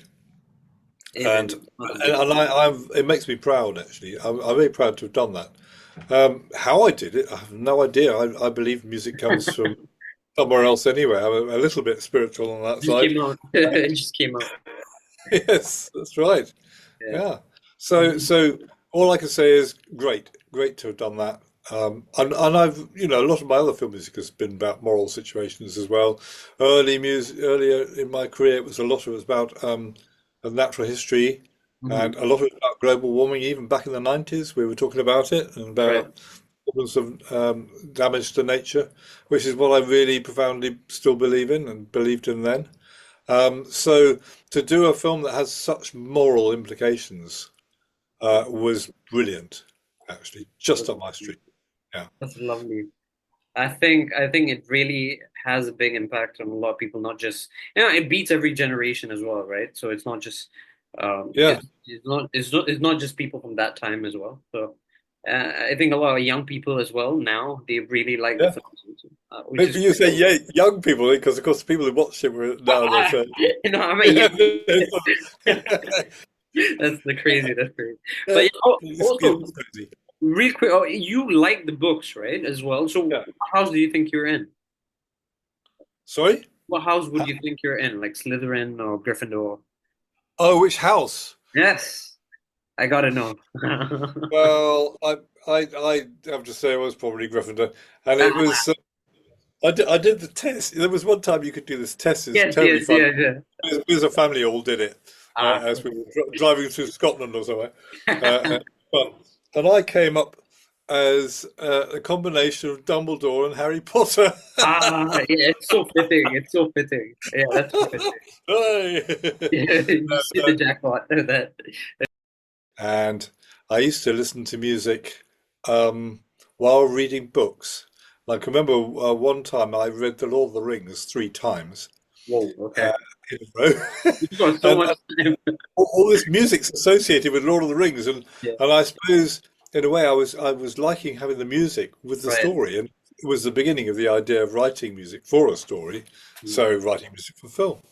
Then I went on then with music, and it looked like I might become a guitarist. Then I did a bit of conducting, and it looked like I might do a bit of conducting, and a bit of composing, and the guitar was going quite well. And I did a Bach CD in the 1980s. Right, 1980. Which was very well reviewed and sold 2,000 copies. And lovely. It didn't earn me any money. That's the trouble. So, yeah. That's great. And all the time in the sort of the 80s, it been getting into my head. Look, maybe you should try getting to TV. And so I worked on it, and it kept failing because it was very difficult to get into the BBC at that time. It was a very closed shop. Right. Then I met a guy who just told me how to write letters and how to pursue interviews, and so I got in suddenly. I got in in 1988. Got into film, and then the rest just developed from there. Yeah. Well, but what do you like from that series? Do you have a track that you really absolutely love? Well, Possession, probably. For real? Oh, wow. Okay. Yeah, that's probably my ultimate favorite, and it was, and I conducted it. I remember conducting it. It was just incredible feeling, feeling out of it. Is that your all-time fave, or is just your favorite in the series? Oh, that's quite taxing. I can think of. Well, it's my favorite in the series. Mm-hmm. I think what sprang to mind. There's probably more than one other thing, but there's one that's very odd, and you'll never have seen it. There was a film about the Thames, Timeless Thames, called, and it was made by Mike Burkett for the BBC Natural History. Right. It's about the natural history of the Thames, and right at the end, he wanted to put a piece by Jan Garbarek on. Okay. Wow. And I thought, no, I'm going to do it. He really wanted to challenge me. So adamant. And I wrote this piece, and I got a phenomenal player called Phil Todd, who played soprano sax on it. and it's about how the weather. It's all a warning really about how the weather's building up, and we are facing a real problem, and it shows the waves crashing against the Thames barrier. That's only Yeah, guaranteed for about yeah, a certain number of years, and London could get flooded, and it was just this wild piece, and I love it. Actually, it's probably one of my other favorite pieces. gonna ask you, you made like almost 300 of those, like Yeah, 300, more than right. 300 per se. I was gonna Yeah. ask you like what inspired you to start that, because that sounds pretty interesting. Well, there's lots of reasons, but I think I'll come up with a good one. Um, uh, actually, I can think of two. First of all, everybody has their rhythm in life, For and sure. my natural rhythm is to wake up at 5 o'clock in the morning. A lot of people it isn't, but it's mine. So 5 o'clock, I'm pretty fresh. I'm pretty, brain's working well, Right. and so I used to get up and write my books, and so I wrote these books, and then I I I wrote one thing for a book about Gordon Giltrap. Actually, it's called Right. Scattered. Well, it's about his CD, but this was a story about his grandson being seen by his daughter-in-law picking up and playing the guitar for the first time, Oh, wow. and the little boy, and Yeah. how amazed it was, how amazing she thought it was, and how anyway, I developed the story myself, and basically the story goes that he picks up the guitar and he does these extraordinary things on it for the Right. first time, Wow. fresh, Right. and so she sees him do that, and she has to go off and she burns the rice. So she go and rescue the burnt rice, and then she comes back to have another look at him, and he's now got the hang of it, and it's more precise, but not as inspired as the first moment he picks it up. So this made me think. Well, supposing I get up in the morning and I meditate first of all, Oh, lovely. then I do a bit of writing, which is the first part of the dawning. So it could be a poem, an idea, An right, anecdote. Yeah. on this computer here, and then I Lovely. go to the piano. I've got a recording system here on Logic. I plug in my nice microphones, which I've worked out where they go, and I just improvise a piece, and nothing gets changed unless it's so sad that there's a horrible thing that happened in it. I've done it a couple of times, but in 300 I would say maybe 5 times I've had to do it. Yeah. So it really is fresh, and the whole idea is, well, this is what happened. It's not what I planned and thought out, and It's very impromptu, yeah. it's very impromptu. Yeah, I love that. I love that. That's amazing. That's amazing. I love doing it. I love doing it. I do it most days. I was just So, listening to Precipice. I loved it. Yeah, I was listening to it. oh, Precipice, yes. I loved Yeah. it. I loved it. I was listening with my friend was online with me, and we were just listening. And he told me that was such a nice piece. I was like, no, man, just get your own other piece because I love this one. So we had a lot of we had a lot of fun, and of course, being the sad human being I am, I like depression as well. That's one of your recent ones, yeah, 4 days ago. Yeah. Yeah, so I Yeah. love it. I love it. I don't want it to stop. So please keep doing that. Well, I think I have actually. I've just got to number 600. So That's mad.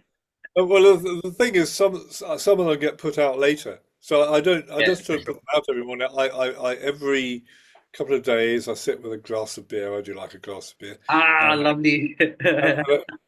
At 5 o'clock in the evening or the afternoon, and I have a listen through, and then I decide how to make a nice collection of 9 to put out, and then we put them out every 2 weeks, and it's That's how my it wonderful, goes, and that's how it my goes. wonderful nephew by marriage, Peter Bowen, does all the technical stuff. Oh, that's that's great, man. You've got the whole band in the family in that sense. Yes, it's extremely good. It's It's extremely good. very very family-like. Yeah. Lovely, lovely. I think probably when you're 72, you might say, yeah. Yeah. It's nice to slow down, and I'm very happy to slow down. I lead a very good life. I have a very good relationship with my Honestly, wife and you don't look a year over like 58 or 59. You've got like great hair. daughter. I'm not even joking because man, that looks good. Look at that hair. That looks Well, look, it's all my own. You can't yeah, pull it yeah, off. you gotta prove that. Yeah, but it's great. Honestly, like you're just living your life right now and just doing Yeah, what that's right. That's right. you've got the whole orchestra down there. Oh yeah. Oh, that's at the Albert Hall, is it? Yeah, that I found this randomly on Insta. Yeah, yeah, yeah. No, that was an amazing occasion because somebody, Justin Freer, who's a brilliant conductor, got together an orchestra in America and toured well, he might still be doing it. He's toured the Potter, Oh, and okay. he asked me if I'd turn up when he did at the Albert Hall. So in London. So I did that, and I've never bowed to 5,000 people all standing up and cheering in my Ah, life. It man. was quite a moment. No, that sounds amazing. That sounds Yeah. amazing. Your question again. I would like to write another book. So that's a novel, a seventh novel. And I want to keep the composing going. That's part of the other reason is just to keep it all burning away, you know. Right. And so who knows? I might end up writing another book. I might write a piece of music just for the sake of a piece of music and putting that out. Or now this is the interesting one. I might write a song. I mean, I've never written a song. wow. Okay, Not that the would be quite words, not interesting. the words and the music. No, I've something I find very hard about writing songs. I'm completely in awe of people who can write songs. Wow. But, Okay, but that's interesting. so it might lead to me writing. So maybe in my 80s, I'll be writing songs. That'd be fun, wouldn't it? I think you've got nothing to lose. You just have fun. That's right. I Yeah. don't know, to be honest. Yeah, like, I don't know. I mean, for to start with, I think it has to be a passion. It has to come from the heart. You know, you can't have this theory. I'm going to write a hit, and Right. then I'll be famous. You know, it's not going to happen. Well, it might, but I don't think it makes the greatest sort of thing. That's what I Yeah. said. But Yeah. I think real such dedication. You need to know you're absolutely. I knew of a very very good singer, but she could have gone on and really had a big career. And my cousin was also a very fine baritone, and he was offered a chance to tour Europe years and years ago. Right. But he wanted to be a doctor, Um. and this girl Okay. wanted to do law, and they went off and did something because Right. although they loved this, it was not where their heart was, you know. Right. And it's really important. If you want to be a musician, you have to be prepared to live in a basement like I did for a while, and all that stuff. And you just have it has to be the thing you do. That's number one. If you want to be a film composer, I've always recommended that you learn to write in lots of styles, quite a Okay. few different. Otherwise, what can happen is a director will get you because you do a certain style. Right. It could be a But typo. then when he's finished that film, he'll go on to someone else and get them. Well, Right. it's always very useful to actually hold on to a director and do their films for them because it's a very good way of spreading your work and continue keeping it work. And the other one is if you want to do film music again, it's good if you can write quickly, fast. Quickly. Oh wow. Yeah, So being yeah, versatile and being quick then. Yeah. yeah, yeah. I think so. And totally dedicated. I mean, some people might say obsessed. I think that's probably a cruel word, but you know what I mean. It's just it has to be your world. Yeah, Correct. Correct. Oh, that's nice. I think a lot of people take that in as well. Oh, it's also a question a lot of people have been asking, right? Because this topic of passion versus paycheck has been really important. The yeah, difference between like what to prioritize and what are you ready to lose per se, I think. Uh, yeah. I think that's really beautiful you brought it up because passion is something that needs to be there, especially when it Oh, comes to yeah. yeah, Uh, yeah. but some people get lost in the fact that oh they need a paycheck to survive that month. I mean it just depends on how you can pull through, I guess. Then you know, Yeah, well, yeah. Well, that's part of the passion. yeah, exactly. You got to just do the washing up for a living and still do what you really want to do.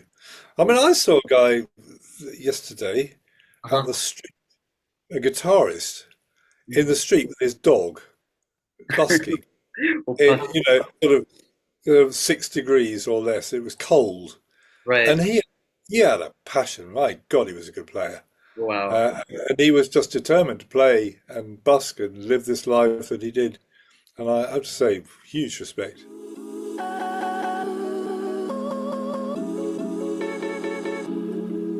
How was the atmosphere on set, just working on, pretty much The Good Doctor and with the team, everyone present on set? What was it like?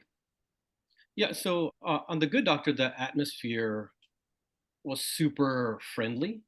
Great. Um, and that usually the tone of the set is established by the lead, right? Right. What as they call the number one on the call sheet, the one at the top.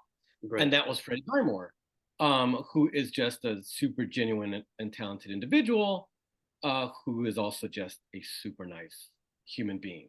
Awesome. So everybody, when they showed up on set, was just there to do work.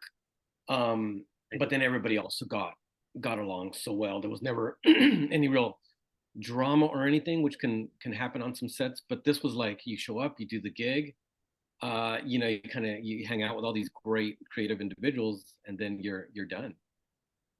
Brilliant. It's funny you mentioned drama. I was just about to ask you because since you've written some episodes and you've produced like 37 episodes as well, was there a lot of like creative differences that existed because like someone else was doing the directing and someone else was acting? Was there a lot of creative differences or was it like a very collaborative process overall? It's pretty collaborative, but on that show, the tone was very much set by our showrunner, who was All David right. Shore, who created House in the past, and everybody who comes on board sort of gets that. We're trying to. It's basically him and Freddie Highmore who really have like the real vision for what they want the show to be, Fair. and by and large, everybody who showed up was on board. If there were any questions as to character motivation or things like that, or directors coming in with ideas, that all would get hashed out beforehand. So once you show up on set, Uh-huh. it's pretty smooth. It's pretty clear in that sense. Mm-hmm. Oh, Yeah. great. Honestly, that sounds great, honestly. Because I mean, you do get instances where people come in and the script isn't ready and stuff like that, like people just come in and improv. Yeah. Is there a lot of improv that happened or was it just entirely set like you mentioned?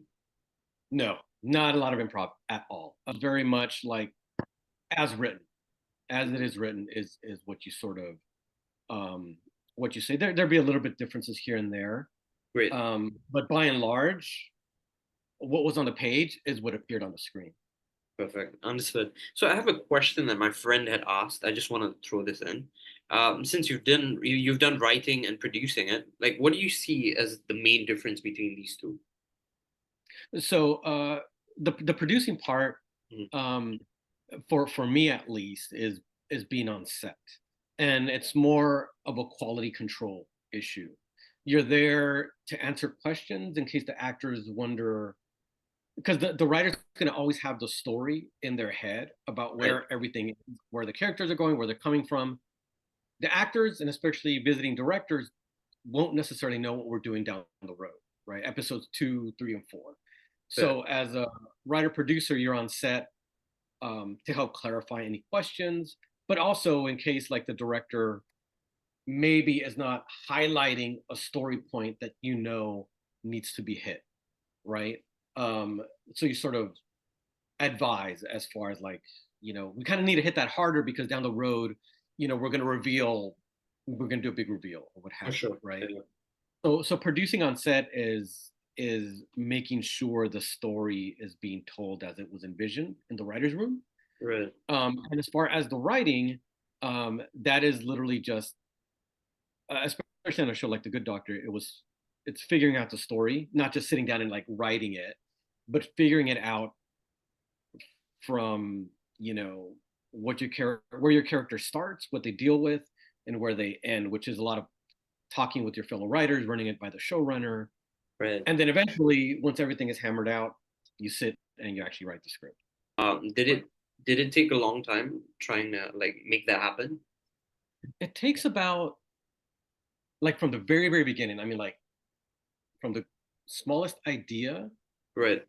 to the actual finished script, just the writing part of it. Not talking about the filming, but it takes about, honestly, like about 2 months. 2 months for an episode? To figure out and to sort of write approximately. Wow. Okay, that's intensive. You start out with like the kernel of an idea, Right. maybe about a month or so, and you sort of kick it around for a little bit. You run it by the showrunner. You sort of start conceiving. You start building an outline, and then from that it goes to script. And then when you shoot an episode, it takes about 6 days. Okay. You know, another interesting thing that I also noticed is like on the episodes that you've written, I also see like there's also this heavy it's very heavy in emotions, I would say. As well, there's a lot of emotions involved. Where do you get that sort of inspiration to include that sort of emotions? Was it difficult incorporating autism with it as well? Yeah, I'll be honest with you. When I first started on that show, Right. figuring out how to write Right. that character was not easy. Like, I would get back notes from the showrunner who would be like, the way that you're writing it, he sounds more like a robot than like somebody Right. who had, you know. Right. And I'm like, okay, fair criticism. Fair. So it took quite a bit of research on my part, reading some books, watching some documentaries, to finally sort of get a handle on it. Right. And then once you sort of understood the way that that particular character operates, not that it gets easier, but it gets the work is not as hard to convey that sort of character. Right. But it took a minute to get there to figure out how to write. That's great. As Sean. As Sean, yeah. Was it fulfilling though after writing it? Do you feel fulfilled? Oh yeah, for sure. That the other thing too is like I had never written a show like that before. Like I said, a lot of the shows I had written had to do with like Correct. crime and like you know, like basically the bad elements of humanity. And this was more about like the goodness, you know, somebody being good. And the trick about The Good Doctor, which I think why it was so successful, is it's not about the main character Sean learning from the people around him. Oh, he learned how to be X. It was more about the people learning from Sean. Oh yeah. Because Sean sees the world in a very different way, and then people walk away like, oh, I never thought of it that way. And they learn something more about themselves or about life in general. So writing that type of show is definitely a lot more fulfilling and rewarding than, you know, not that I didn't love writing a show about selling drugs, because it's a lot of fun. But it's definitely, you know, a lot more heartfelt. Yeah, definitely. What's been the most rewarding part of writing for The Good Doctor, and how has it changed your view on writing medical dramas in general? So honestly, the most rewarding part about writing for that show was being part of that writer's room, because you end up getting very close to all of the writers. You know, you're like, because you're all there to sort of figure it out, and it's not the easiest thing in the world to do. Right. So, I mean, the writing is fun and fantastic, but for me, it's always working with other creative individuals that's rewarding. A lot of it, I spent a lot of time working with, you know, the writers, which is great, but even like stepping on set, and the director has come in with ideas on how to shoot the scene in a way that maybe you didn't consider. Right. And you're like, oh wow, I didn't think of that. Right. Or the actor didn't think that they would deliver the line like that. And suddenly you're like, holy cow, like that's impressive. I never thought of it. So the creative collaboration is probably the most rewarding part. That's beautiful. Were you impressed a lot on set when you were there? You know what? It was funny. I was always impressed by the actors, of course, and what the director brought to the table. But Freddie Highmore was super impressive because he Yeah. always came in like prepared. And what I mean is, you would open up his script, and he would have notes everywhere. Like He did his full of homework. Right, right. Oh, but like I'm talking about like filled with notes, things highlighted, and and what's impressive to me was like he's doing this every single day, and for him to dive in so deep every single time Right. is just like another level, just another level of human being. Man. Not that other people didn't come in prepared, but it's like, dude, you're like the lead of this thing. Right. And not only that, he wrote and he directed episodes. Yeah, yeah, right? So it's kind of hard not to be impressed by a guy like that. And he's a nice guy, and he's a super nice guy on top of all of that. So it's like, maybe they're about to try and they just don't know how to. What kind of advice would you give these people just to give it a shot? Well, the first advice is kind of like is the one that I always give, because I always hear people say I want to write, and then you ask them, oh, what have you written? And then they're like, well, I haven't really written anything, So if you want to be a writer, you need to write. Like sit down and write either a script or a novel, like crank it out. And then once you have, and it's not just one. Like when you write a script, write the next one, right? Because you're going to keep increasing the portfolio, man. Yeah, because with every script that you write, the better that you get. As far as getting into the industry, it's so much easier, not easier, but there are more opportunities available to people nowadays than there were when I was coming up. There's a lot of different programs that Hollywood has that you can apply to be part of fellowships or programs that are designed to get you into the writers' rooms. So if your writing is top level, you probably have a good chance of getting into one of these programs. It's not easy, but the opportunities are there for sure. That's pretty cool, because you also mentioned the distinction, right? How much have you changed as a writer from when you entered the industry and where you are right now? Yeah, man, it's so funny. Like I definitely have gotten a lot more confidence in my abilities as a writer. Great. Right? Because at the beginning you walk in and it's unlike any job I've ever had. Right? You literally sitting in a room trying to figure out a story, and there's a lot of imposter syndrome that creeps in. Not that I don't have imposter syndrome now, but back then like raging. But then as you move forward, and you create and you write and you're brought into other writers' rooms and you work with other great writers, your writing improves all along the way. So I'm definitely a lot more confident.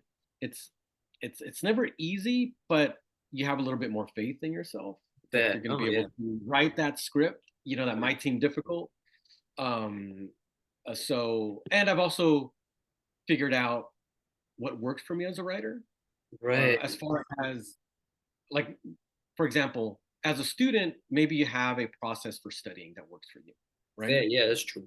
Or taking notes. Maybe there's a process of taking notes that works for you. Every writer has to sort of figure out their process. And by this point, I've sort of figured out what mine is. So when it comes to write something, I'm like, cool. It's not going to be easy, but at least I have a process to get there. Right. And that helps you from sort of from being worried that you're not going to be able to deliver. Right. I don't know if it's going to be any good, but I know I'm going to be able to write a script. But how long did you take to figure out this process? Brother, it took a minute. It took a minute. It took several years to get to a point where I know exactly when I'm working on something, I know how to go about doing that. So it took several years. So, are you introspective as a person? Yes, very much so. Really? Yeah, I'm always you know, my brain is always going. It's never Shit. quiet. Okay. And I'm always, you know, thinking about story, thinking about myself, thinking about my family, thinking about my friends. I dwell on things that have happened in the past. I worry about things that are going to happen in the future. Right. You know, like my brain is just constantly on. Right. So yeah, very much so. But then again, I think that's what sort of helps you be a writer. Right. Is being able to, is having a mind that's not quiet.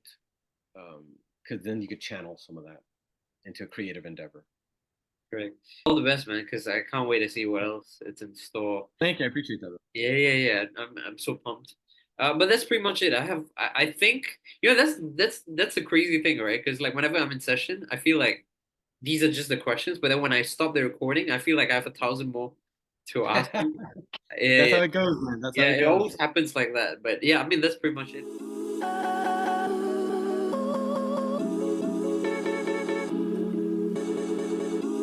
Those abs, man. Just tell me a bit about that. Well, I've been training consistently since probably 15. Right, 15.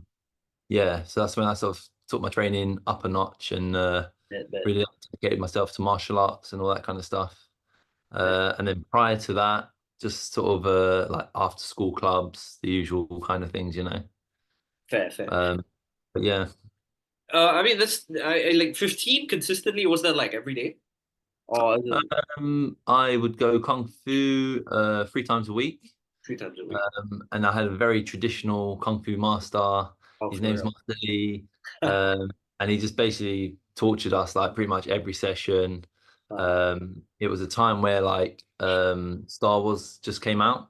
Right. And one of his students was Ray Parks, who plays Darth Maul. Right. So it was just like Shit. buzzing. Everyone loved kung fu, and you know the class was super packed. There was like so many talented people. So from when I started, I was just like, you know, I had so many role models in the class, Fair. and the sessions were like killer, man. Like honestly, like just the Nice. conditioning and the forms that we would do, the fighting, everything was just like crazy intense. And obviously being young and impressionable from all the films, I loved it. So I just ate it all up. I was And then I'll do gymnastics twice a week. So I'll do on Tuesday and then on the Sunday. Is that something you just recently picked up, or is this something that came along the way? No, it was I was always interested in like obviously I wanted to be a ninja and a hero and all this kind of stuff. Fair. So yeah, that was sort of the path. Like you have to be able to flip well and know your body awareness, you know, learn all the cool Street Fighter kicks and all that stuff. Right. Bluntly though, I just really want to know as well, because like you've got some movies that you've acted in, and of course other movies where you've done your stunts, like 63 other films. But which one do you enjoy more? You know, maybe Um, acting or like stunt work? I mean, I'm still very fresh to acting, so I've got lots to learn. Right. With stunts, obviously I love stunts still, but I feel like I've sort of it's run its course. I think I'll always be involved with stunts in some way, like either choreographing fights or, you know, some kind of action because I do love it. But I feel like acting is it's just like a new challenge, you know, and it makes the characters that I do play just a bit more interesting, you know. So like now I get the opportunity to play the character and I get to do the fights and stuff as well. So You kind gotta of like add a little bit of yourself. yeah. That's great, man. I feel like also like does it make it easier that you're in stunts to get into the movies in terms of acting? Does it make it easier? Yeah, because uh, like basically the way it works is we'll come up with fights, Okay. and sometimes they'll try and cast actors as the Okay. process of us making the fights come along. Right. And sometimes it's quite complex choreography, and Right. then obviously with angles and stuff, it's like it starts to get a bit technical in terms of like what they can pull off and stuff like that. So sometimes they look for stunt actors and things like that, or possibly actors that can do a bit of action. Stunts, yes. So then sometimes you can just be like, oh well, Erol can act, so maybe he can be Okay. put in the role, and then you kind of get put to the front of the casting list, you know. Right. If you pass the whatever it is, say your lines and all that stuff, then you're in. It definitely helps for sure. Someone in the stunt world that you look up to, per se? Yeah, like all the stunt people. I mean, there's people are like, oh, how long can you be in stunts for and stuff, and there's like progression, there's like stages, you know. So anyone that's been in the industry for like more than 10 years, really, I really respect, you know. And then coming up as well, like just seeing what people done, you're, oh, I want to do this stunt, I want to do this stunt. And then slowly you get the opportunities, and you got to build up your reputation, you know, and really just earn your stripes. And it's from watching them do their job and seeing how they do it that's allowed me to sort of do it in my own interpretation. So yeah, it's like the whole, you know, the British Stunt Register. I look up to everyone. There's always something to learn from every stuntman, then, I guess. But yeah, I mean, the most generic answer I was looking for probably like Jackie Chan. You get that. Yeah, who are my idols? Okay, well, yeah, Jackie Chan, Jet Li, Yeah, Donnie yeah. Yen, all the 80s heroes, you know. Donnie Jean-Claude is a beast, bro. Donnie is a beast, man. Yeah, Like, yeah, Donnie's for something sure. else. But yeah, of course. Have you had the opportunity of working with any one of them so far? I've met Jackie Chan. Right. That was cool. I haven't worked with Donnie Yen. Shit. I've got the closest, maybe Dolph Lundgren from back in the 80s. Ah, fuck. Okay. Yeah, that was That's cool. wild. That's wild. Yeah, no, I really want to watch Jean-Claude because I kind of like modeled my my physique on him, Oh, right. and like my sort of my abilities and flexibility and stuff, like his kicks. Yeah. Yeah, it's just like you just take everything, all the best bits from everyone, and trying to, you know, make a super Saiyan. Amalgamation of that one person. That's you. That's it. And how was it like? Because I know one of the sets was that you worked in was the TVA. Yeah. The TVA set. How's it like being in that set? Because like they related to low key a lot and stuff like that. So how was it like being in that set? Awesome. Yeah, it's awesome. Like obviously I've seen the show as well. So when you walk into the set, it's like, oh, this is so cool. Like you get to experience what it's like. And it was honestly like, because it was like the orange and the colors and the sort of had like a 70s feel to it. It was awesome. Right. Like, really awesome. Oh, that's wild. So getting that done and the way it looked, I was really happy with that. Yeah. Were you given a lot of creative freedom? Were you able to like improv, or was it like? Not really. I mean, there was like obviously we come up with ideas. It's called previs. We come up with the ideas, and then once it's all filmed, then we present it to the directors. Correct. And once they see everything, then it's like, okay, yeah, cool. So yeah, you get creative control in that aspect. Ah, okay. So you've got like a team, or you've got like a stunt coordinator as well to work with. Yeah. George Cotsall on this one. That's like every every Hollywood team as well.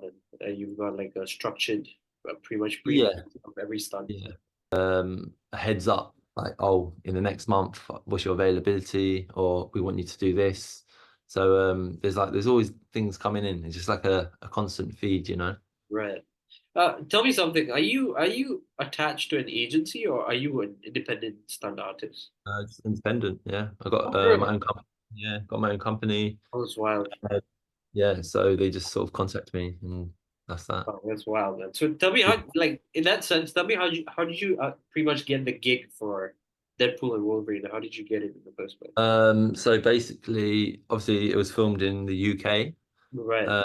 So the stunt coordinators, it's quite a small community. There's like a register, so they go through how they think who would be a good candidate for the character, and then basically they hold an audition, and then you got to just kick ass in that audition.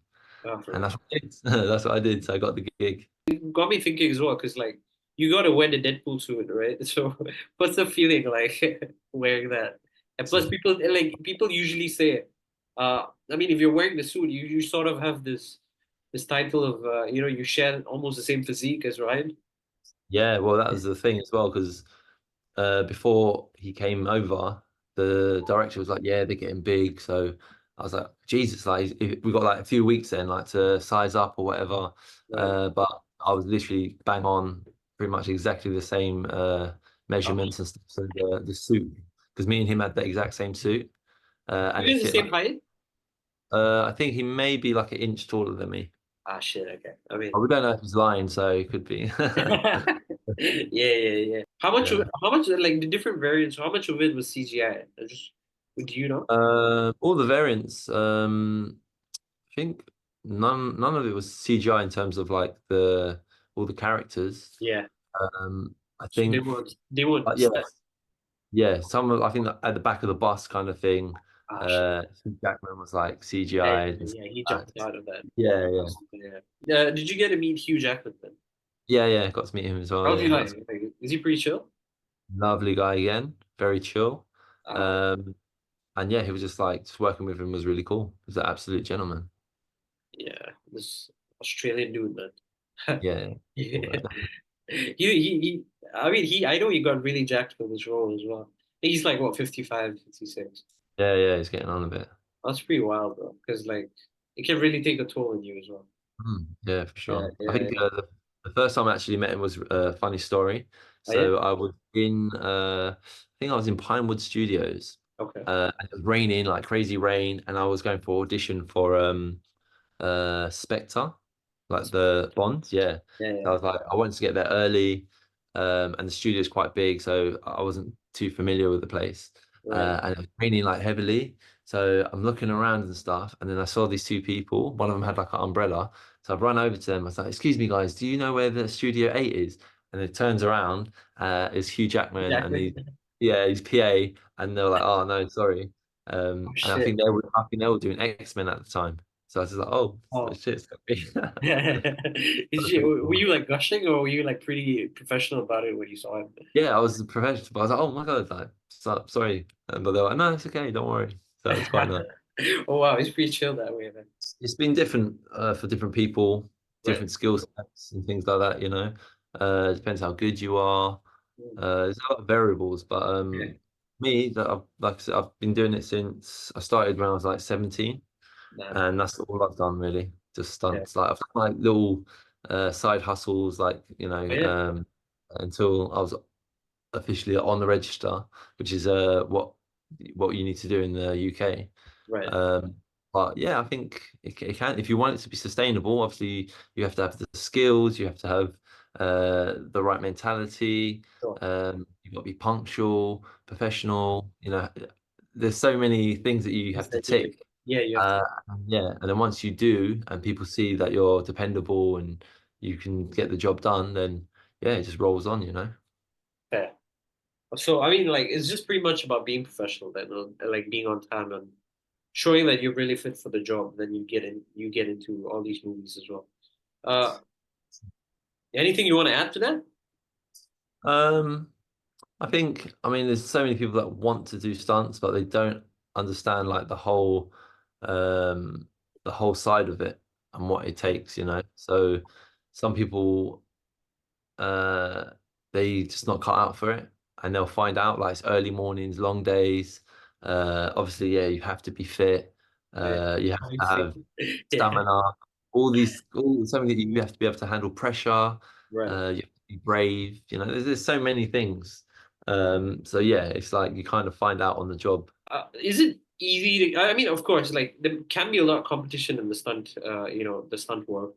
Is it easy to go unnoticed? Do you think? Yeah, you got to be a bit special for sure. I think you Gotta know, be like special. yeah, you got to have a good background. You want to be an all-round performer.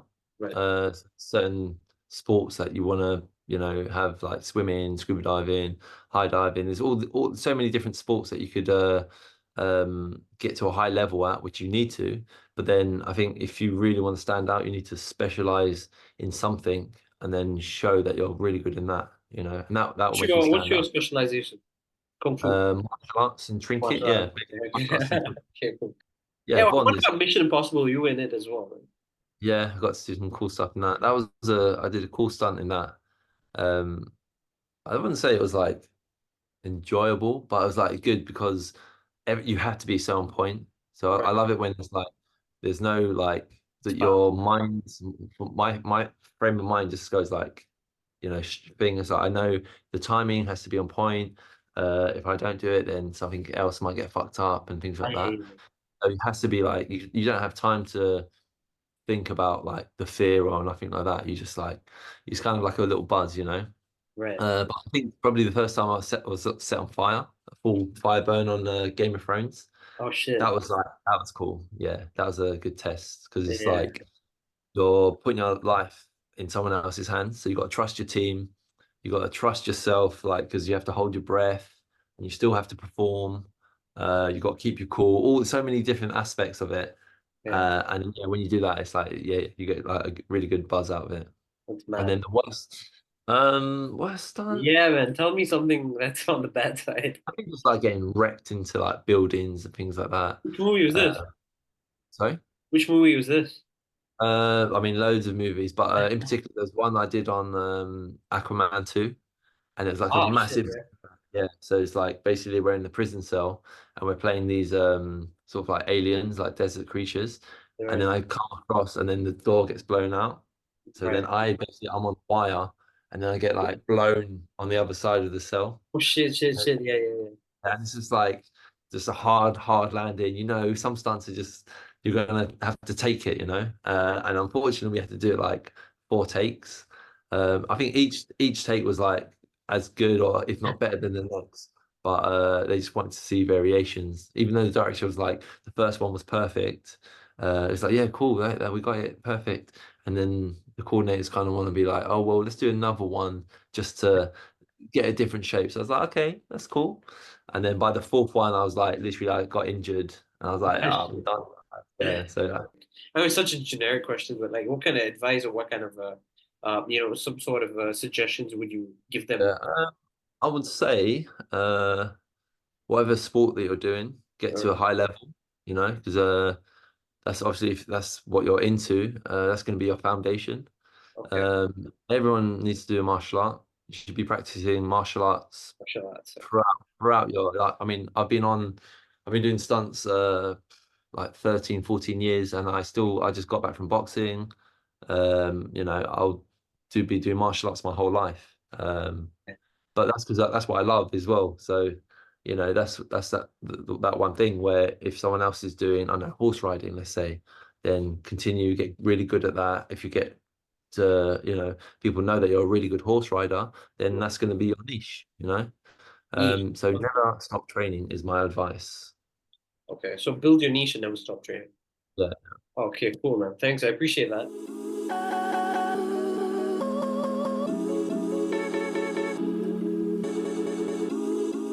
And that independence of life, I think, is very much important for me to create something.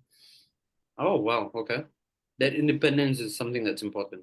Yeah, that independence of time, that independence of what you want to do, when you want to do is very important. Fair. What about like in terms of like social life? Is it nice there? Is it questionable? What is it like? Oh, I think it's very good here. Oh, really? Yeah, because again, you have the freedom to meet people that you want to. Yeah. And even if you and I work together for probably 7 years, but we both don't get along outside the work, won't give us a pressure to meet because we have worked 5 years together. All right. I mean, yeah, okay. There's a divide that's pretty obvious in that. Yeah, that's very obvious. Like people won't feel bad. Like somebody will be like, we have been together for 10 years, but we have not hanged out. But you know, because you can't otherwise. Okay, I understand. So you have this idea of, you know, spending time with people you want to.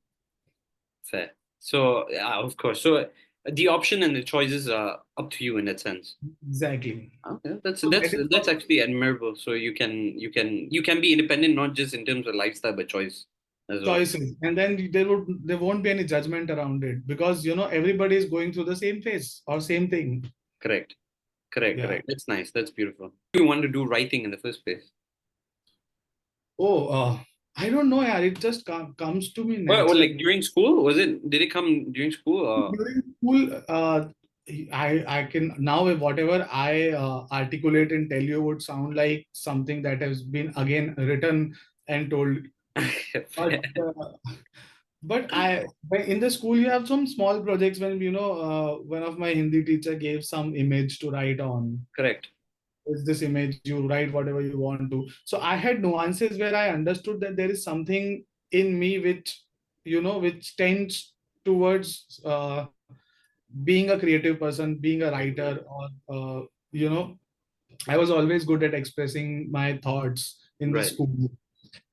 This might be a difficult thing because my basic language has always been Hindi, and our conversation is in English. So I'm not. I have been very good at Hindi from all my life, and that's how I've been writing in Hindi only. But I mean, definitely, I So totally understand that.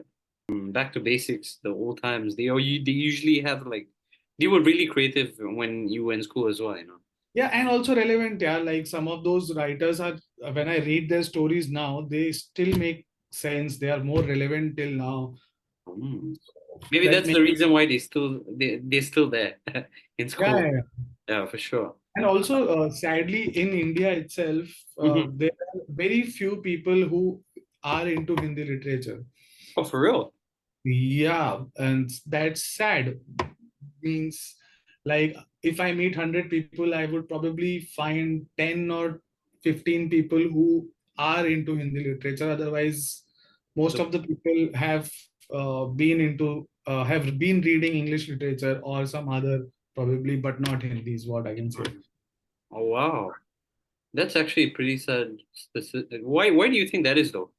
Yeah, I think that has a lot to do with, like, now this is I'm quite small to comment on this, but what I feel is what globalization has done is we all are going towards one goal, right? Correct. Modernized. All the cities are becoming similar, Fair.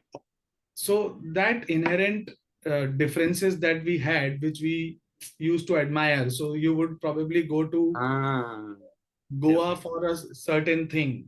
right. Which Goa had. Now there are 15 cities in the country which have that Goa thing. Fair. I understand. So we are all copying one thing and then following that. Correct. I mean, to be fair, he did when he came here, he shot in a jail, but but yeah, I mean, he's still Malaysia. But yeah. Shah Rukh Khan at a place makes the place worth. Correct. Are you a big fan of him? Yeah, of course. What about him? You like his journey? Everything, man. Really? Wow. What a guy! Like his sense of humor, his Oh the yeah, way yeah. he talks, the mind that he has, the business acumen that he has. Oh man, he's the goal, man. I told myself like multiple times if I get him on like this show, which probably wouldn't happen, but if I ever get him, I'm stopping it. I'm done. That's quite a movie, man. But and also it's quite a lot to take in, right? It's also quite a lot to take in terms of the story progression and pretty much how he portrayed that character so well, Vikrant. Yeah. How is it like being in a team with VVC, man? The man himself. Oh, it's I don't have words to probably tell you, but it had been a great film school and a great journey for me with him for probably, and it's still going on. Like I have learned a lot in terms of writing, executing. Like I was there when we started writing the film, Oh almost. man, beautiful. Like he had been working on the script for 2 years before I joined, but then we worked together on the script for around 2.5, 3 years. Oh man, that sounds beautiful. Yeah, and then shooting the film and then the post, and the way he has gone into the details, and you as a film student would have things to learn in everything that he does, because he is also a student of cinema, and Right. he would say very bluntly to us कि यार मुझे भी नहीं पता आगे क्या होने वाला है. Like he would say that even I don't know what is next, but I want to do this so that I know what is next. Oh, he's a step by step kind of guy, would you say? Yeah, he's step by step. He's also a perfectionist. He would on the script. So if you know the format of script writing, there are descriptions and then there is dialogue, then description, dialogue. There's few technical things here and there. Correct. But so every line he would sit with us and see if it is making sense. And you know how telegrams were. You Yeah. want to say more in less words. Yeah. So all your words that you write is also probably consider them as as it's a cost. So you use less words and say more. Correct. Wow. Okay. So that's his method, you would say. That's just one like small example that I can Oh give shit. right Okay. now. Oh shit. Okay. Were there like a lot of people in the team of writing? See, so there were see 5 of us, Okay. but 3 of us like me, Vinod sir, and there was another friend called Jassi. 3 of us would sit together and write the whole film every day for a lot of years. But then 3 4 years, then there was a writer who wrote the book. The film Correct. is Yeah, I heard. so he would also read the script and see what we have done to his Uh, to so he adapt. was Yeah. also he was also a central government employee. So Ah. he would come to on the weekends and month ends to see what is been going on the script. And there is Vikas sir. If you've seen the film, there is a teacher who Vikrant meets in who Manoj meets in Delhi, who Yes. teaches. The tuition, right? Yeah, so that's Vikas sir, and he is also the real teacher of Manoj Kumar Sharma in his days. So Wow. he was also with us as consultant on a lot of scenes which had to do with UPSC in UPSC particular. exams. Oh wow. And also he had seen the journey of Manoj and Shraddha in his life. Man. So he was also someone who we were consulting for the script. Beautiful. You mentioned that you guys sat down and did this like almost every day. Do you miss that now? Like not Yeah, being. I do miss that, man. Like, but you know, you have to move on in life. You have to do Correct. more things. Now the problem is, so I was writing a film for myself before joining BBC. Correct. And now when I'm after this 12th film, when I'm writing, I have to rewrite fucking everything, man. Nothing makes sense, whatever I have written before. And Holy now it's shit. a challenge, and you know the benchmark of good writing. Yeah. That makes sense. That makes sense. That is good also, and that is bad also for you, because You're never satisfied. yeah, man, you're never satisfied. Like today, if I write something, I'll make 10 corrections in that before moving on. That's something, Are you currently writing on anything else? I'm writing 2 3 things right now. I have just finished a short film, a script of a short film, Beautiful. which nobody expect me right now to write a short film and make a short film.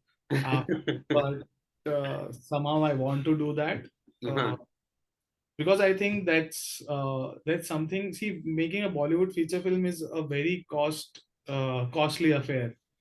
Definitely. You need a producer. You need a lot of things more than just writing. Correct. And it's a art of practice also.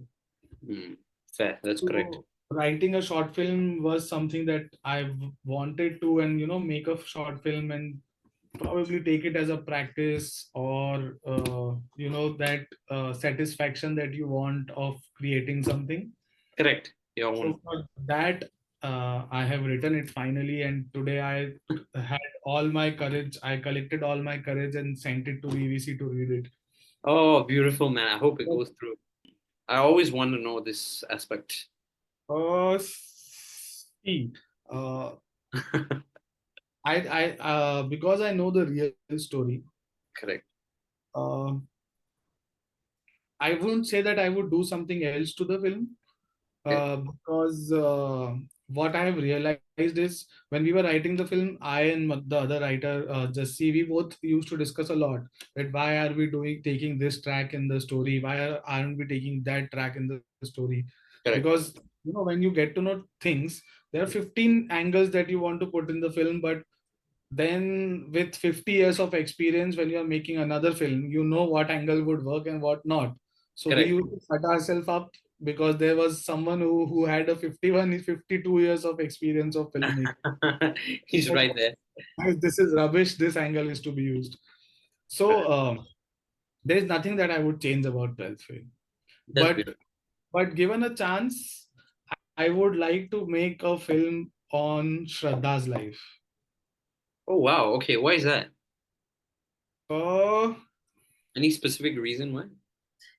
no, but like given a chance to do anything with 12 Fail, I think Shraddha is someone like I know her personally. Now we call her Shraddha ma'am, but in Right. terms of saying I would want to make a film on Shraddha because what she has done for Manoj Right. and how she has done it is incredible, man. In real life, nobody does that for anyone. For anyone. That's nice. What we have shown in the film is Manoj's journey. Right. Okay. I It's a think very like 12 Fail. When I joined VVC, everybody was like, "When will your film come out? When will your film yeah, come out?" yeah. You know that we'll spend years writing the Yeah. film before it comes out. Correct. It takes But time. after Good. shooting the film, Say that after again. the shoot in January 22, Ah, 23, 23. January 23, we finished the shooting the shoot film. But we released it in what? October. for the editing and all that. Interesting. Very interesting. But also, I mean, one more thing about 12 Fail there. Of course, 12 Fail is a big film itself. Uh, what I mean, I do realize also, when it comes to a film that has done well, there's a nice balance between an art film and a commercial film, right? So there's a nice balance between that. But when you were on set, um, did it feel like a commercial vibe? Was it a commercial vibe, or was like everyone like really into their craft and very We're all artsy? into the craft, basically. You're Because all into your craft. BBC is a purist. He would not do anything just for the sake of making it commercial or making it arty. He would do things for what is right for the story, what is right for the character. So this idea of making a commercial thing or a arty thing was never in our heads. Correct. That's beautiful. That's why it looked really good, I think. Yeah, because if we wanted to make it commercial, there would have been a song and dance. Yeah. I mean, working with VVC could be the dream for many, writers or actors or anyone of that sort, right? So, but like coming out of this is the interesting part. Like coming out of a VVC production, you can never top that. Like, how do you? Of course, you got to move on. Like you mentioned earlier, it's a new journey, it's a new thing. But does your expectation stay up there all the time after this? In terms of? In terms of writing, in terms of your work? See, the problem with I won't call it a problem, it's a good problem. Right. Is a certain standard of doing things. Of Okay. course, yeah, that's the So way. it has to do with that. Like, if you know how to make the best Maggie, okay, Okay. then you cannot make a substandard Maggie for yourself or Correct. for others. Correct. Because you have learned it in a certain way. The best way for yourself. Exactly. So the moment you have learned something which has been better than what you already knew, you'd probably do that or more than that. You True. might spoil the Maggie in doing more, but then you'll never do less. Correct. That's true. I mean, you already have already got your checklist there. Yeah, so you have a checklist, but then when you try to go beyond it, you might be great with it. You might just fall back. Yeah. That's how it is. So, but in terms of like writing now, BBC has had a big influence, you would say, in your life. Yeah. Okay, man. That's In terms crazy. of learning, it is. Yeah. Like, yeah, man. Beautiful. When you're working with someone who has been making films for 50 years, man, you have learned, you have lots of things to learn from. Right. Is that VVC produces the film that he makes. and he doesn't let anyone else produce the film. So he gets like full creative control on it. Creative control. That's a clean thing. Like he made 12th Fail. He did not sell the film until unless he made the whole film. Oh, that's nice, man. So that's how he works. But the world outside operates in a different way. For sure, for sure. So that's why when VVC is producing a film, he would not sell it until unless he signs it off. He signs it off himself. Yeah. Okay, that's great. I mean, I mean, that's really interesting. That If I write a script, I would make sure that it is my best. your best, correct? Whatever happens next is not in my hands. It's Not not in in your hands, So, But I would not say no to writing something which writing a script on anything, man. The problem is there is no bad subject. There is no bad thing to say. correct. Like So any it just depends on how you write it at the end. write the script, man. Because so there is something called idea or a concept, which is Right. like a five line thing or a 10-line thing. Okay, it's like an abstract. Okay. Like abstract. And anybody who comes up to you with an idea of 5 line can be as impressive as it can be. But the writing, When you write it for 120 pages or 150 pages as a feature film, that is what makes a difference. Like you go on IMDb and read the one-liner brief of the films. correct. There would be 90% of the briefs that you would you'd be reading and saying, oh, that's intriguing, oh, that's interesting, I would want to watch this. Yeah. The moment you watch a 2-minute thing of the same thing, you are like, what the fuck is going on? Yeah. And then when you see the whole 2-hour film, and you'll be like, where it started from those 2 lines and where the film is. Where it has landed in. So the major problem comes in those in that translation of the concept to the final script. Yeah. Is that something that you struggle with as well as a writer sometimes? Yeah, I think everyone should struggle with that. Should struggle with that? Because then only you know that the film is working or not, man. Oh yeah.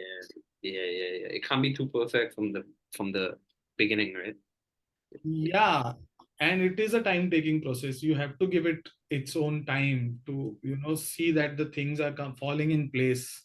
Correct. Very. That is true. I'm talking about a good film and not a hit film. That's a very interesting distinction. Yeah. Yeah, because good film is a good film. It doesn't have to be a hit film or a non-hit film. Correct. Yeah, that's actually correct. I think even Mr. Manoj Bajpayee, I think that's how you pronounce it. He even mentioned once. He said I think he said something about just do a flop film once or something like that. Don't do a bad film, just do a flop film, he said. Yeah, that's fine. Yeah. So that was really intriguing. Yeah. Is it kind of, oh my God, okay, by the way, is it kind of sad that sometimes good films don't work? To you, I just want to know your perspective. Does it get saddening? See, it is saddening. There is no problem in accepting that you feel bad about the film not working. Correct. Because when you make a film, you give it your life, like ideally. So you think about it, you want to make things better every day. While writing the film, while shooting the film, for actors, how they, portray the cast, the character. So you put in so much into a film, and if it doesn't do well on the box office or is not hit, it feels bad, and it's very natural. And then you have to wake up and the next day and try to do better. That's all. Like, how did you get the gig for 12 Fail, by the way? Oh, so that's a small story that I have to tell you. What happened was I had been working as a first assistant director in films. Okay. Then I became associate director in films. Mm-hmm. Then I did a small independent film of myself. Mm-hmm. I was directing commercials. Okay. And one day, one of very senior executive producers of Bollywood, he called me saying, BBC is looking for first AD. Okay. And I was like, I can't be a first AD now because I've already been first AD, then I've become associate director in films, I've directed my own film, I'm doing commercials right now. Why would I like become Go a to first that. AD again? All right. And he was like, I know, I was not thinking to call you, but then I thought it would be a good experience for you. I was Uh-huh. like, free, but I don't think right now that I should do this. He's like, okay, you think about it, let me know. And I was like, okay. And it had been like around 15 days that we didn't connect at all. And then on some 15, 17th odd day, he called me back saying, what did you think about? What are you thinking? I'm like, is the gig still on? Like, I thought I did not say anything. That means it's gone. So Yeah. he was like, no, no, you said you're thinking, and I thought I'll ask you again before asking someone else about this. And I was like, he's a senior executive producer, and I Anyone told, would work with him. yeah, and I have told him that I might not work. Let me think. And it's been 15 days, and he's still asking me. And also, he has a soft corner for me in terms of he likes me and he has seen me working on a couple of films, so he knows the kind of work I do. Correct. So might be I thought that's because that is the reason why he's asking me again. So I told him that I still think that I should not do it, but if you think I should do it, I will do it.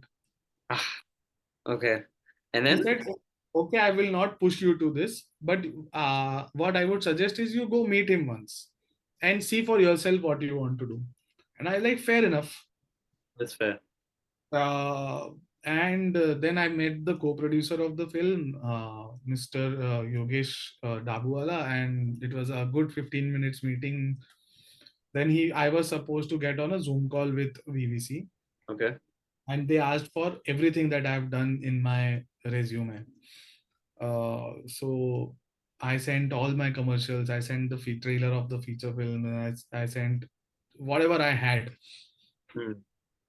Then on the Zoom call, it was supposed to happen at 4 o'clock in the afternoon What? uh, of, I don't know, I think it was Saturday afternoon. Ah, okay. And uh, it didn't happen at 4 o'clock. I received a message at 3:55 saying it's delayed. We'll do it at 5. Sir, we'll do it at 5. I was like, fine.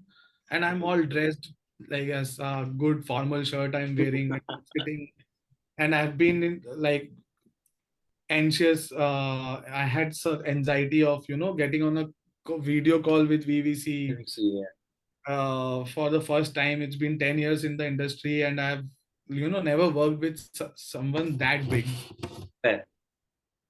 So for 4 o'clock they push it to 5, which made my anxiety levels go a little bit higher. Right, And right. 5 o'clock, around 5 o'clock, he said somebody like his PA or DA called and said it's now pushed to 6. And I was like, what? By 5:30, all my anxiety was gone. I was like, now what? I've been living this from 2 o'clock. Now it's 5:30, 3.5 hours of anxiety I've had. Now I'll see what happens. At Just 6:30, finally the call happened at 6:30 or 6:45. 6:45. Okay. Okay. And the first thing he tells me that, sorry, I took time. It was supposed to happen at 4, but I got busy. Then 6 o'clock, I got free. And since last 45, 50 minutes, I've been watching all your content. Oh, wow. Okay. And then I thought, what? Like, he has spent 45, 50 minutes watching what I sent him. And then I was like, okay, I'll take it slowly. And he was like, what do you do? And he asked about my parents and my upbringing and everything. Wow. Okay. Then there were things that made me realize that he has actually seen whatever I have shared.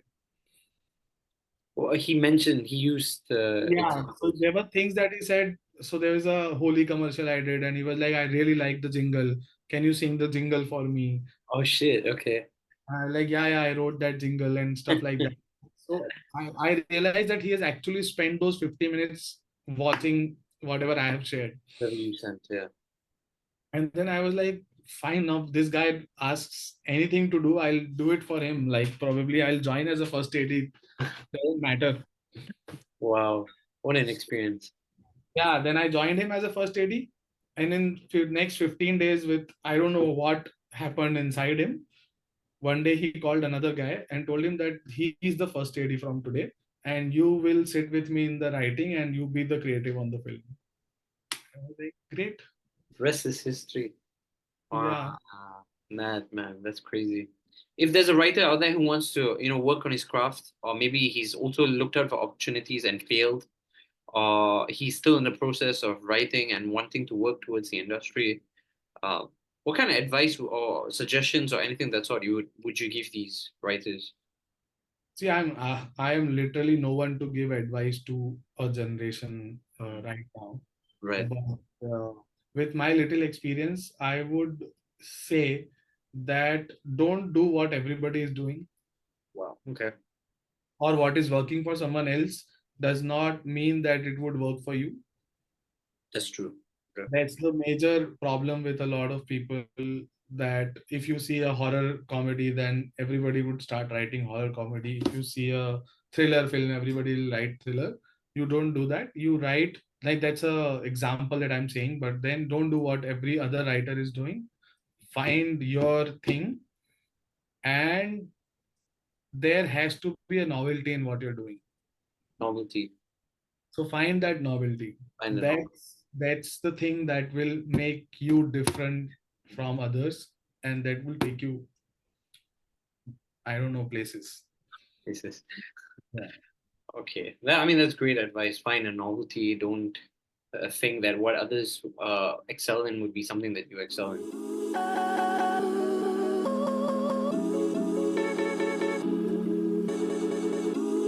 I wanted to know how long you took to write it. I think that's the first thing I really wanted to ask you. How long did you take to write the movie? Okay, the thing about C for Chinta, that you have watched the movie, right? Definitely. Okay, so basically it's a multi-starter, right? So there are there are at least about 8 main characters, and also if it is including the supporting what they call stories, then we're gonna have about 12 characters. So to have 12 characters in one film with actually giving equal space to them, be it in the character arc, and also to create what they call emotion. Okay. That was the most challenging part. So the first draft, when I wrote it about 2 years back, it was majorly towards the story of Hari and Sonia. Oh, okay. Yeah, Understand. which was nice too. Which is like, they have their own colors, and they have their own backstories. Right. Yeah, it's nice. But then again, my intention wasn't just to tell the story of Hari and Sonia, but I wanted to talk about multiple relationship issues.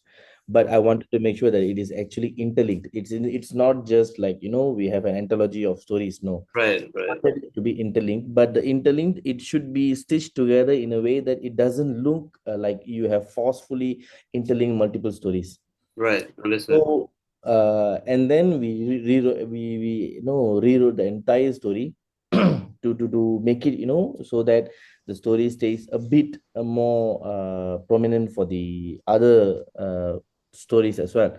Understood. But when I finished writing that, I think it was about 3 to 4 months again when I write back the entire story. It was nice, but then the story was more dark, and I couldn't find the entertainment factor in the story. Okay. Yeah. So because we give proper character arc to them, and we keep on like a few characters like Harini. We have a lot of backstories for her, that uh, she used to swear a lot. There are a lot of things. Yeah, there was a lot of things which she wanted to change herself, because she believed that these things started from the relationship. So Correct. we had a lot of backstories. Ideas. Hmm. We wanted to cut down all that things. I wanted the movie to be entertaining, because I have done pretty realistic romance drama before, but this Right. time the intention was actually to entertain audience. I wanted to make an entertainer, my first entertainer. Right. So I rewrite the story entirely again, but this time it was good, it was entertaining, but the story, uh what they call I felt like it was still floating around without getting properly interlinked. Right. Okay. So then I had one character. I didn't had a name for the character. I had one character, and I wanted that character to be like the middle person for all the stories, where this one particular character comes and without forcing himself, he just oversees everything, and he feels like, okay, I can help you, I can help you, I can help you. I'll try to help everybody. Right, right.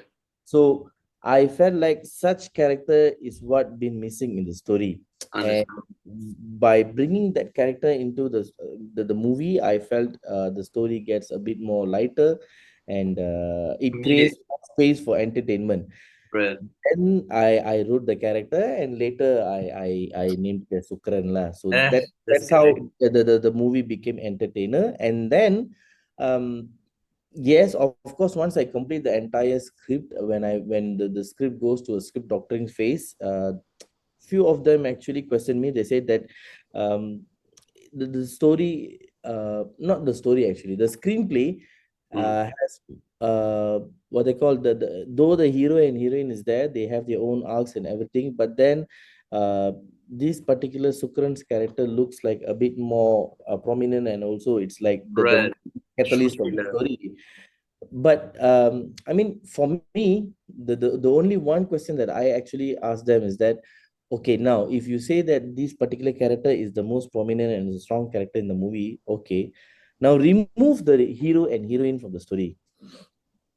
Okay. Okay. Sorry, remove Sonia and see if you can find, or if you can actually still move the story.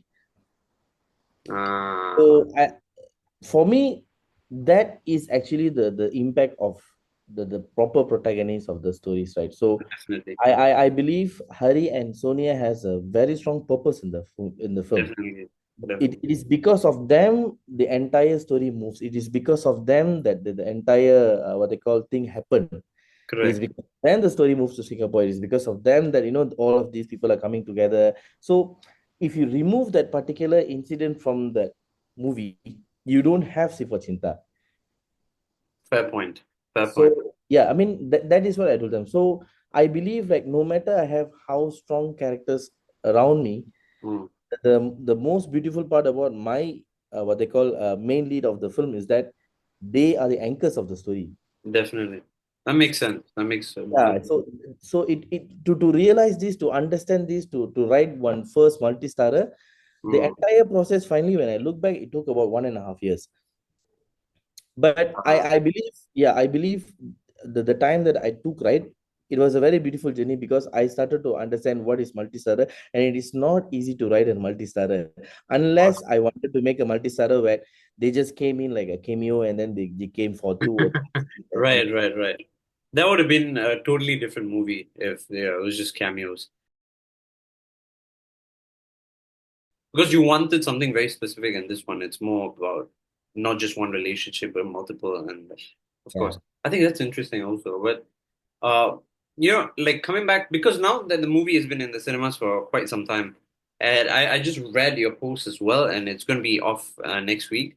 Was Yes. it next week? Yeah, next week, right? Yes. First off, I just want to ask you, how do you feel about that? Because it must be crazy just thinking about it. Yeah. I mean, until yesterday, I actually didn't had the feelings of success or even celebration for the 2 million or Ah, whatever, because crazy. yeah, I mean, I used to question the moment we hit 1 million, everybody was celebrating, but then I was actually at the counter chaos machine, still checking for the next shows, and been Ah, yeah, I couldn't actually get that into my mind, or to actually absorb that correct. success feel, right? I couldn't do that. And I think after about 3 to 4 weeks, I was talking to Loga Varman, the actor who Yeah. actually was Mohandas. We used to be close, and I actually asked him, "Do you feel the success?"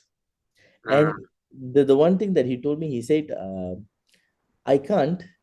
And I asked him, "Do you know why we can't feel the success? We know it feels like we are still same, we are still doing the same thing, and the 1 million doesn't affect us in any way, or 2 million doesn't affecting us." Then we both understood that throughout the journey of my cinema, uh, right, the appreciation for my movie, or the international acclaims for the movie, right. and the the what they call the audience love for the movie, right? It has been always there. I've been always receiving that. Beautiful. The only new part about the C for Chinta is the collection. Ah, okay. Apart from the collection, the rest of the things that I've actually told you, right? Right. These are the things that you can actually physically see in front of you. They will come and appreciate you. They will That hug is you. nuts. Yeah, they will talk to you. So we have been receiving this before also, and also for this movie. Right. So the only one thing that added up this time is that the collection, which actually physically I can't see. Okay. So I actually couldn't, Fathom the yeah, and